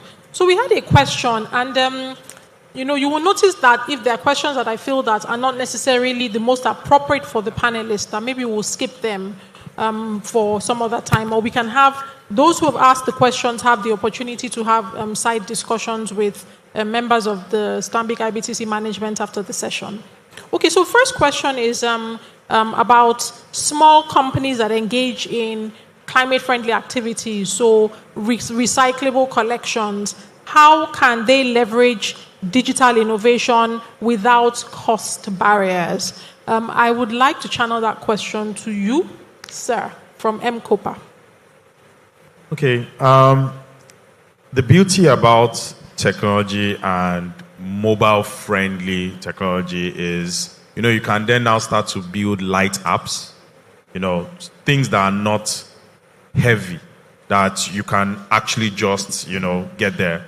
There are a lot of, you know, no-code tools online that you can actually use as a business. You know, they're very cheap without you thinking about, like, hiring developers or giving it to, like, people who will help you build the app. You can use these no-code tools too as well to actually, you know, create that solution for you. Because what I hear you say, and correct me if I'm wrong, is you're looking for that point of collection. You've collected, you have the recyclable products. You want people to be able to say, oh, we have these things that we want to be able to recycle. You know, you want to build that entire value chain too as well. And you want technology to help in doing that. So a lot of no-code tools are very, very useful. They are easy, you know, they are mobile friendly, and they don't require, what will I call it? They don't require you having a strong engineering team to maintain the solution and to build it. Like, those are very easy and, you know, cost-friendly ways that you can do it. Our technology experts. Anything to add, sir? I think if I understood her correctly, I think she also wants to transition to a point where you can have access to fund. Okay. So one of the ways to raise money is always to have to position yourself in a way that the person that is seeing you actually believes you are bringing value. So if, for example, as you said, you are reclaiming more than 200 kilograms of waste every day. You are sorting them out. You are employing indigent children around the neighborhood, and you are paying them some money. So those are a lot of social benefits you are bringing to the table. And then if you're able to quantify the impact of those 200 kilograms of waste in terms of emissions or in terms of environmental impact, you'll be surprised that there are some eco-friendly funds. They may not necessarily be the banks that will do this, but there are people that are very committed to this. All you have to do is to put your case forward, and again, it boils down to trust. Is your data verifiable? Can they believe that those numbers are real? Because many of these companies, their hands have been burned because of greenwashing. So when you are documenting what you have done, make sure that it is easily verifiable. And that's why when we build technology, we say it's a single source of truth.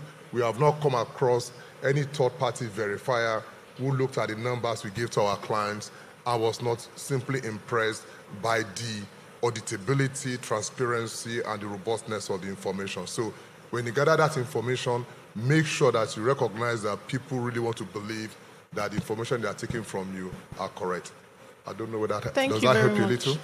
Thank you. Thank you for that. A round of applause, please. And then we quickly move to the next question about NIMET, the Nigerian Meteorological Association Agency.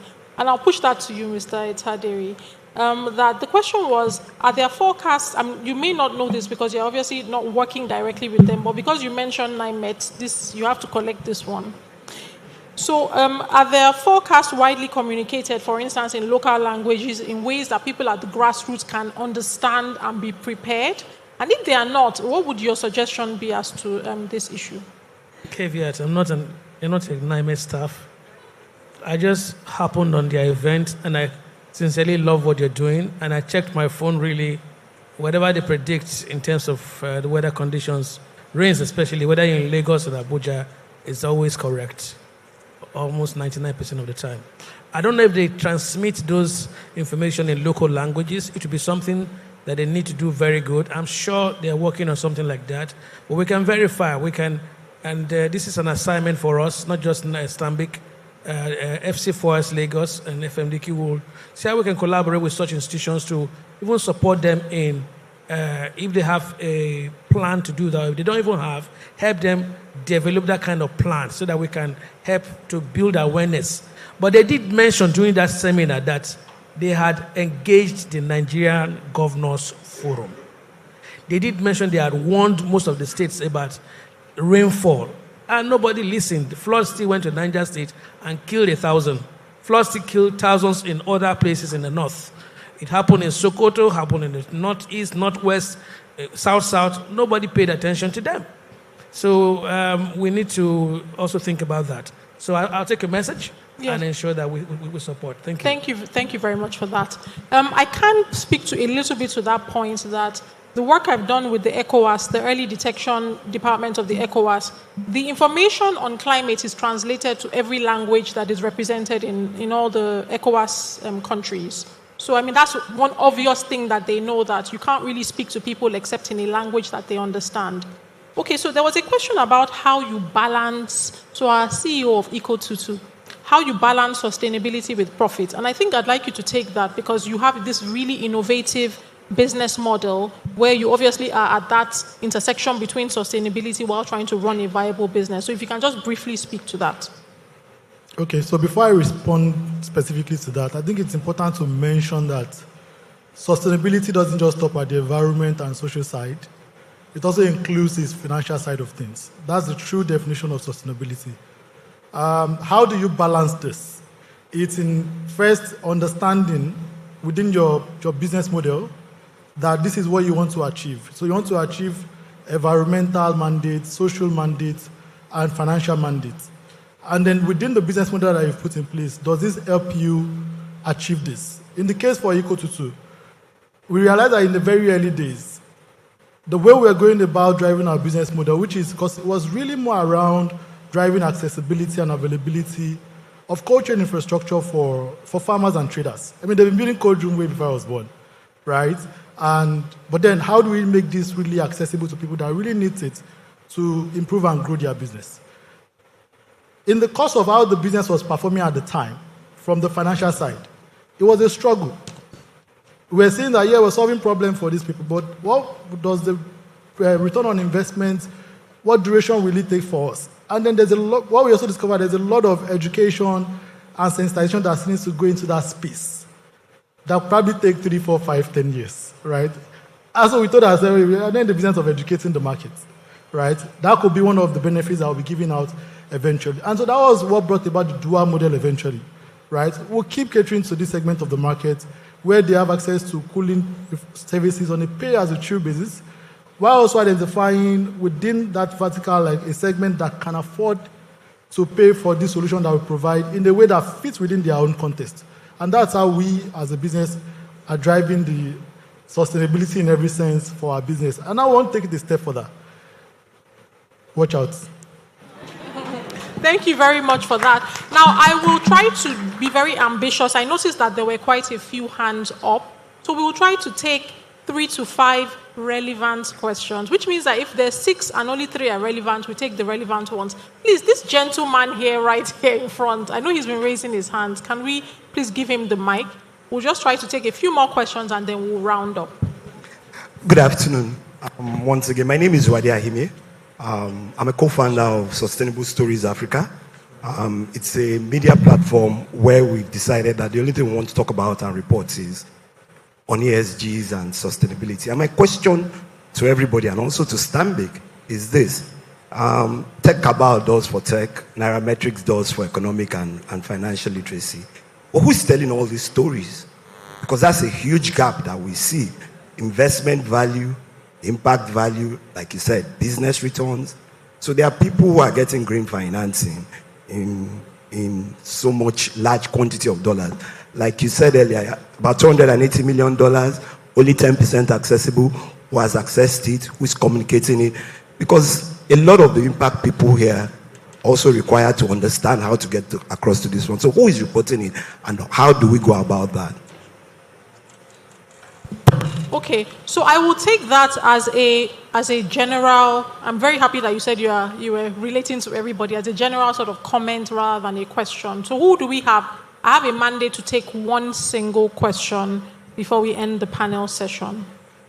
Thank you for choosing me, and I'm coming back again with my not-for-profit financing. I can hear questions from the lady about the waste. I was leaving when she was asking her question. And I've also heard people saying, he said something about his organization is not just about, so you have to think about the financial side and the social impact side and the environmental side. I know we're talking about a bank here, but there are some organizations, not for profits, that are just set up for impact. Nothing, they cannot have any financial gains, okay? And you are saying she has to demonstrate impact. Where does she get funding to demonstrate impact? It's not easy to demonstrate impact. So how is Stanbic, I'm asking again, and other organizations helping these not-for-profits that actually come in to make a change to the common man without thinking about profit?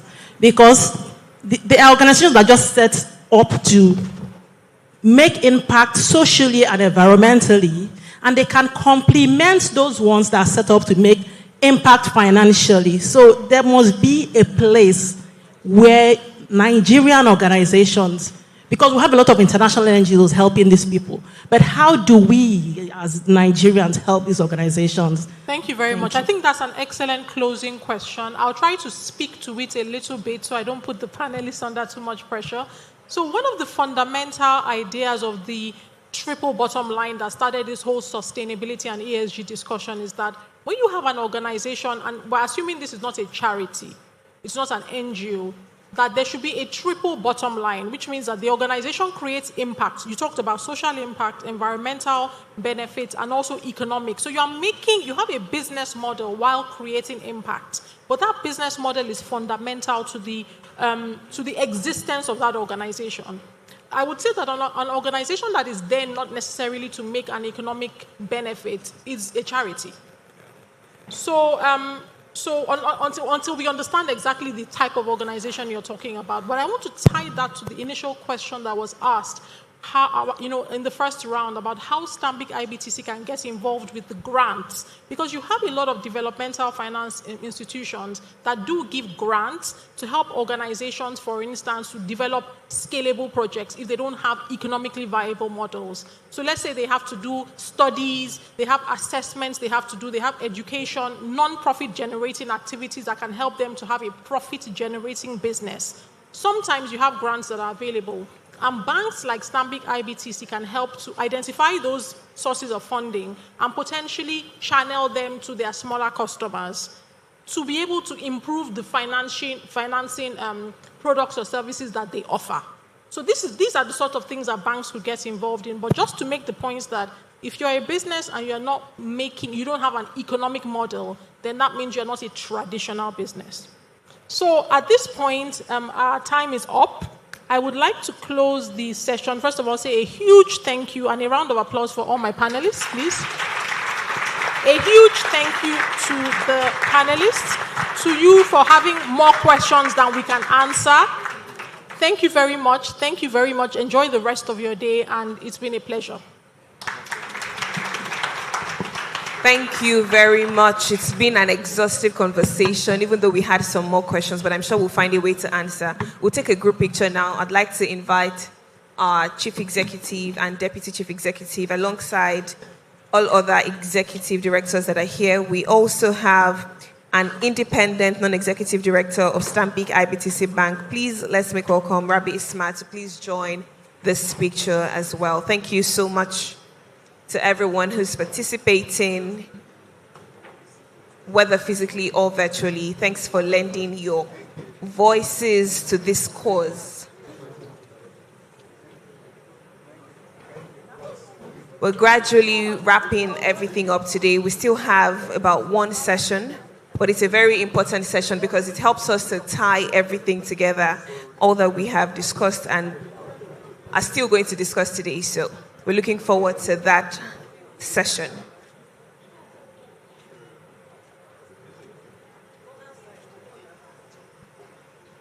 Press, please hold on.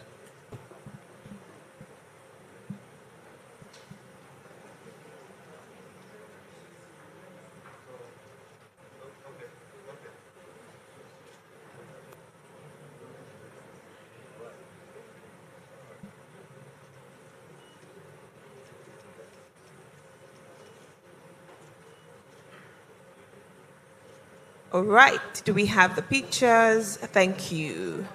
All right, thank you so much. Please applaud our panelists and, of course, our able moderator, Dr. Constance Omaomi Kola-Lawal, for keeping the conversation alive. Thank you so much for steering the conversation so powerfully.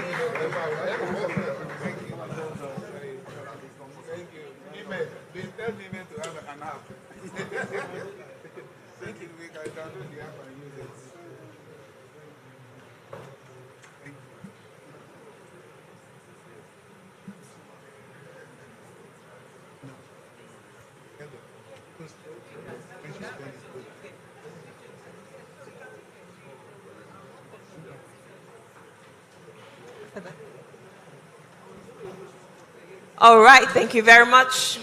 It's been such an interesting day, and we will now try to tie it all together. So as we wrap up the conversations, we must distill the key insights we've gathered and translate them to action. So to guide us through this reflection in a few seconds, as I allow us to settle in, I will invite shortly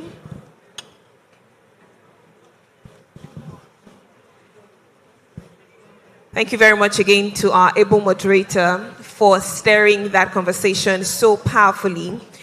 Now, to guide us through this reflection, we have a scholar whose research focuses on sustainable business and ethics, and who also brings deep expertise in linking academic insights with real-world impact. She's a research fellow at the Lagos Business School Sustainability Center.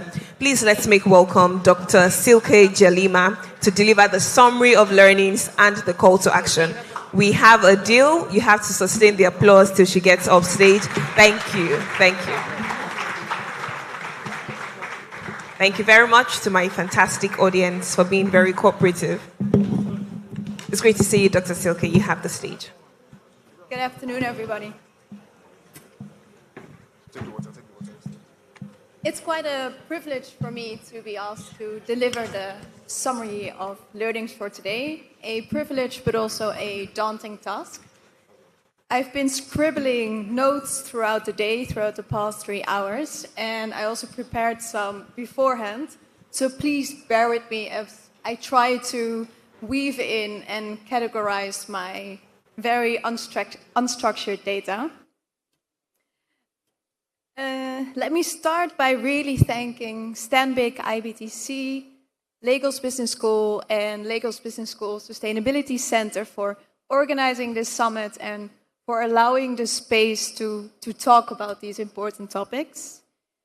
I'm sure the last 3 hours will act as a springboard for further action. We've listened to a lot of very exceptional speakers. To refresh your mind, we've heard from academia and practice. We've enjoyed an opening and welcome address, multiple case studies, insight presentations. We've heard a spoken word session, a fireside chat, and just now, very insightful panel. And of course, I can't summarize everything important that has been said because there was so much, but I've been trying to categorize it as the scholar that I am into different themes. And that's how I'm going to try to summarize today. The first theme that I want to highlight is opportunity. I've kept hearing it again and again throughout the day. Already in our opening remarks, Professor Kemi Ogunyemi stated, artificial intelligence offers a golden doorway to navigate and exit our developmental challenges if properly and timely harnessed. Opportunity is not always fairly distributed. We see this in the uneven effects of climate change across the globe, but also in the way resources and technology are often concentrated in certain regions or communities. But the disruptive potential of AI and digital innovation represents an opportunity that Africa must and can seize. There's the people, there's the willingness, and there's the talent. And the sessions today gave us a glimpse of what this may look like. So what have we seen? We've seen projects on climate-smart agriculture, how AI and innovation can help predictive weather modeling, help in allowing for rural solar projects. We've talked about GMO and about being critical about data in this regard. We've, of course, heard about Stanbic's tree planting projects, and it really gives us an insight in how AI and just the availability of data can help in such specific niche sectors with such enormous impact. We've also seen opportunities in green financing, the structure of green financing itself. Think about Stanbic's digitalized climate risk assessment that they presented. Think about automated ESG reporting that we saw on the slides, or the ability to spot greenwashing in ESG reports through such innovative models. We talked a little bit, or saw it on the slides, about AI-driven carbon markets, completely new markets, well, with new technologies that change how everything has been done. But we don't want to drown in data, of course. So that's why a second theme I want to highlight is mobilization. Without mobilization, talking about opportunity remains only talk. And many speakers today emphasize the need for holistic action in order to achieve real and lasting impact. I saw it in the questions as well. How can we help these people that have these needs and have these realities in the real world? And for such action, context matters. We need actions, tools, and entire platforms that are locally suitable and work within existing regulatory frameworks. We need to involve and engage the people who will actually use these innovations and those people who will benefit most from them. Think about those farmers that want to protect their harvest, female entrepreneurs wanting to build community-led enterprises, the youth driving technological change, informal workers who often bear the most risks of climate change. We need to mobilize those stakeholders for widespread use and application of the innovative methods and AI-steered tools. And again, today, the sessions today gave us some concrete examples again. We really focused on location-bound data as what AI can do for us. This really allows for local tailoring because the effects of climate change are global, but differ per context, right? So we need this data to not only mitigate the effects locally, but also adapt locally, specifically in certain sectors.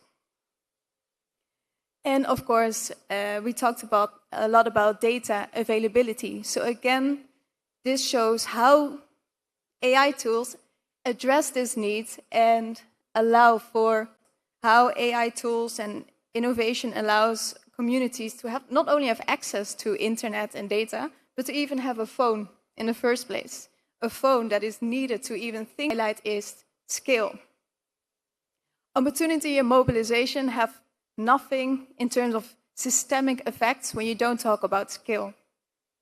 And as we have seen today, we have no shortage of opportunities. We have no shortage of ideas for mobilization, but also to be regarded as mainstream. That's how you change the system.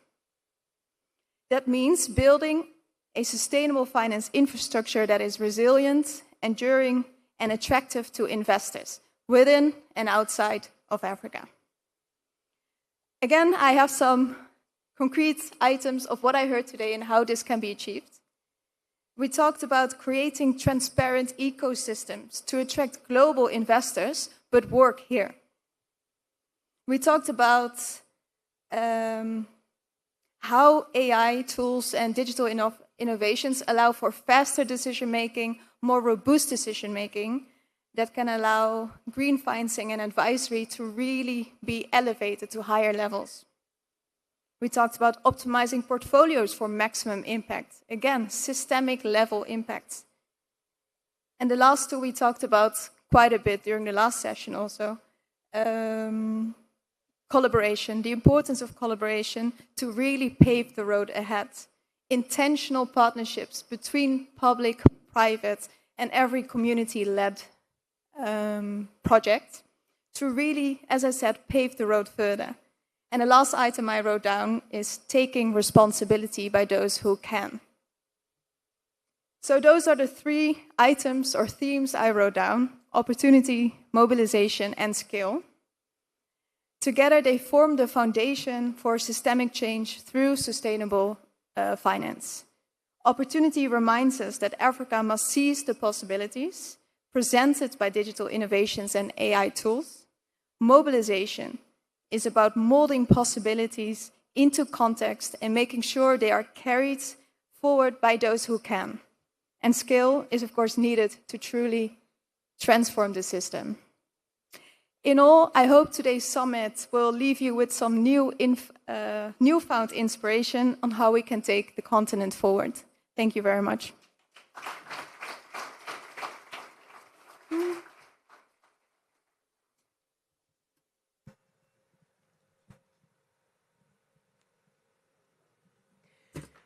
Thank you very much, Dr. Silke Jalema, for helping to provide a summary on all the important conversations that we've had today. Now, what better way to close all of the speeches and remarks than to invite our indefatigable acting Chief Executive of Stanbic IBTC Holdings for his closing remarks. Please let's make welcome Mr.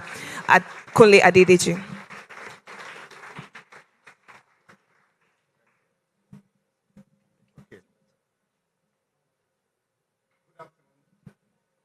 Distinguished guests, speakers, and panelists, as we draw this incredible day to a close, I want to extend my gratitude to everyone who has taken time out of their busy schedule to be here today, to our partners at Lagos Business School Sustainability Center, to our brilliant speakers, moderator, and panelists, our directors, and to every single participant.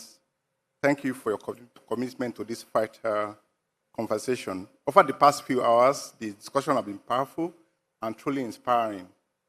We've moved beyond theory and concepts, focusing on tangible action, actionable solutions, and tools. The current message throughout the day has been very clear. Leveraging digital innovation and AI for climate action is not just a global target, it's about local communities. It's about ensuring energy and water access, fortifying our food systems, and building resilience in the face of very real risk that we face, like flooding and drought. We have seen that digital innovation and AI are not abstract concepts for the future. They are the tools we need right now to de-risk investments, scale up particle solutions, and ensuring transparency in deployment of capital. At Stanbic IBTC, our commitment to this agenda is unwavering. We recognize that as an end-to-end financial institution, our role is to be a key partner in this journey, focusing not only on profits, but also on purpose and impact. I recall there was a question about how do we balance profitability with sustainability. We believe that to guarantee a future where we continue to make profit, we are convinced of the need to ingrain sustainability initiatives in our current strategy. We continue to invest in partnership and building the financial frameworks needed to support a resilient and prosperous Nigeria as a contribution. This summit is not an end to the conversation, but the beginning of a new chapter of collaboration. I urge each one of you to carry the insight and connections from today's section forward, working together to make sure that the promises made today lead to measurable outcomes. To our participants with questions on financial opportunities and collaboration on projects, the response is that our doors are open for discussion. Thank you once again for your passion, your insights, your time, your commitment. I wish you all safe return to your destinations. Thank you.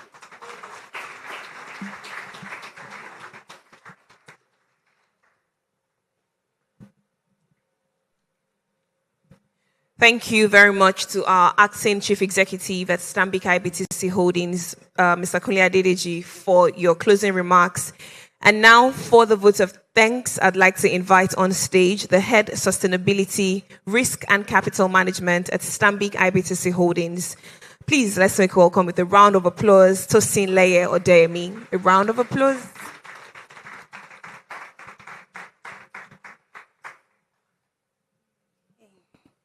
So good afternoon, our distinguished guests, esteemed speakers, colleagues, and friends. Before I take on the vote of thanks, I'll try to answer some of the Stanbic IBTC questions. So how is Stanbic IBTC supporting NGOs in sustainable finance? So what we have is a sustainable finance framework. And for us, this is the most direct form of sustainable financing. We have created financial products that help to channel capital towards SDG-aligned projects. And then NGOs can access or benefit from these projects. Stanbic IBTC has arranged thematic bonds, and the funds raised here are exclusively used to finance projects with positive social or environmental outcomes. An NGO can partner with a developer or a social enterprise that secures funding through such a bond for a project. We also provide strategic advisory and capacity building. Our teams can help larger NGOs or social enterprises structure their operations, develop business models, and prepare for funding. We have partnered with Faith Foundation every year for the last 5 years through its incubation program, which has impacted 241 entrepreneurs and created 2,500 jobs. At the incubation programs, the entrepreneurs get some form of seed funding, which goes a long way to kickstart their businesses. We have also, over the last 5 years, partnered to deliver the Stanbic IBTC Digital Skills Empowerment Program. We call it DICEP. It empowers youth with training and also pays for these youths to do certification exams in Java, in Azure, in DevOps, and other digital certifications. We have impacted over 600 young people, and we have employed at least 10% of the graduates from this program. We are also collaborating with institutions like EDC of the Pan-Atlantic University to provide trainings for SMEs and NGOs. And this capacity building also includes modules on financial management, governance, and sustainability reporting, which are vital for the NGOs to attract funding. There's also a question as to how we can make how we can use AI to make climate data available to rural farmers. We have young agripreneurs who are using AI for disease, pests, nutrients, and nutrient deficiency detection. And they are feeding those insights back via accessible channels using SMS to reach smallholder farmers. Products like these have emerged from the incubation program of the Faith Foundation. And for our more digital savvy farmers, we are onboarding them onto the Stanbic IBTC Sustainability Academy to further broaden their knowledge base and expose them to climate-smart agri practices. I hope I've tried to answer some of those questions. Where you need further clarification, please engage me on a one-on-one basis. What an inspiring day it has been. First and foremost, a heartfelt thanks to all our speakers who so generously shared from their invaluable insights and expertise. Wale Adeni, Chief Executive of Stanbic IBTC Bank, whose passionate welcome set the tone for today. To my dear Professor Kemi Ogunyemi of the Lagos Business School, who led the foundation for today's conversations. A special note of appreciation to our keynote speaker, Mr. Segun Ajayi, for his thought-provoking address on AI and sustainable finance. We are equally grateful to Bumi Dayola and Lawrence Amadi for their powerful case and insight presentations. To our outstanding panelists, Dr. Babs Omotowa, Mr. Babajide Duroshola, Mr. Chidi Amudu, Mr. Babajide Oluwaseyi, and Mr. Emmanuel Etadei. Thank you for such an engaging and enlightening discussion on bridging the climate finance gap. Our gratitude also goes to our exceptional moderators, Mr. Akomo and Dr. Kolalawal, for guiding the sessions with such skill and grace, ensuring that we drew the very best from each of those conversations. This event is a testament to the dedication and hard work of the Stanbic IBTC team. A huge thank you to Okwemi Ogunkoya, who not only presented our ambitious tree planting project, but also drove the entire end-to-end engagement. Our vision and leadership from the inception of the video documentation, she was the director for that video documentation you saw, and beautifully demonstrates how we are turning our sustainability vision into tangible action. Thank you, and Munjola Adeboye, for the thought-provoking spoken word performance, Bridges, Not Band-Aids. Your art reminds us that sustainability is not just a business metric, it's also a call to our shared humanity. To everyone behind the scenes, our amazing brand and marketing team, the Epicenter guys from event activation to logistics, your commitment to embedding sustainability in everything we do is truly commendable. Thank you. We also extend our appreciation to our key partners, especially the team at Lagos Business School and the Lagos Business School Sustainability Center. Your collaboration, expertise, and shared commitment to sustainable development has been foundation to the success we see today. Finally, to our distinguished guests, thank you for your time. Thank you for bringing your energy, curiosity, and commitment. Let us leave here not only with the fresh knowledge, but with a renewed sense of purpose and commitment to action. One of the ways we want to impact you is to ask you to scan the QR code that will come up on the screen now to join the Standard Bank Sustainability Academy. It's a free learning platform which is filled with expert-led on-demand courses that will help your business to grow. Please scan the QR code once it comes up, and please join the Sustainability Academy. At the end of the day, remember, band-aids will wash away. Only bridges will last. Together we can build those bridges and make a lasting difference. Thank you for a truly inspiring day.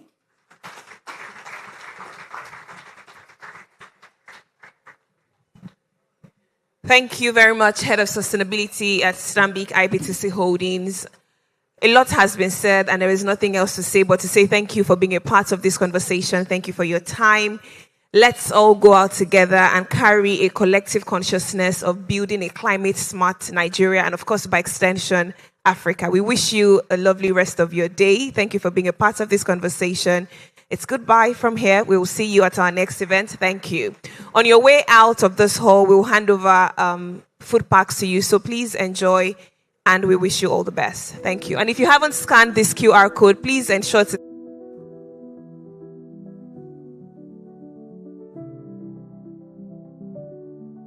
It's indeed a privilege to welcome you to the inaugural Sustainable Finance Summit.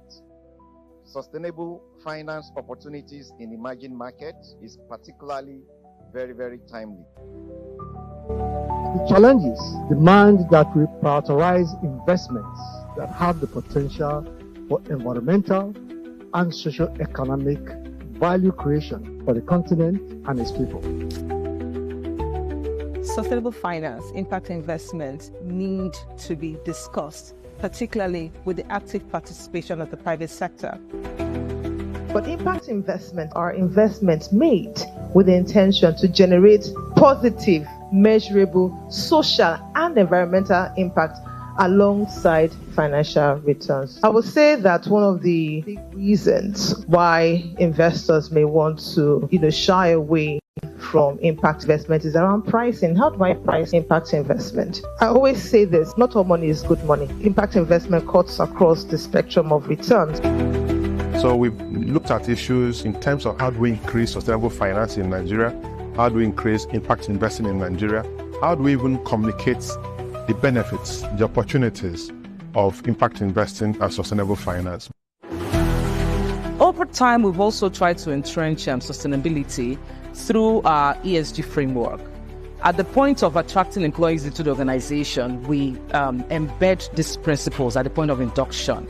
And we'll have a well-curated learning plan for every inductee or new hire into Stanbic IBTC, just to ensure that we're passing the principles across the line. So it's not just a leadership objective. Every employee over time have understood their role and responsibility in helping the organization drive sustainability.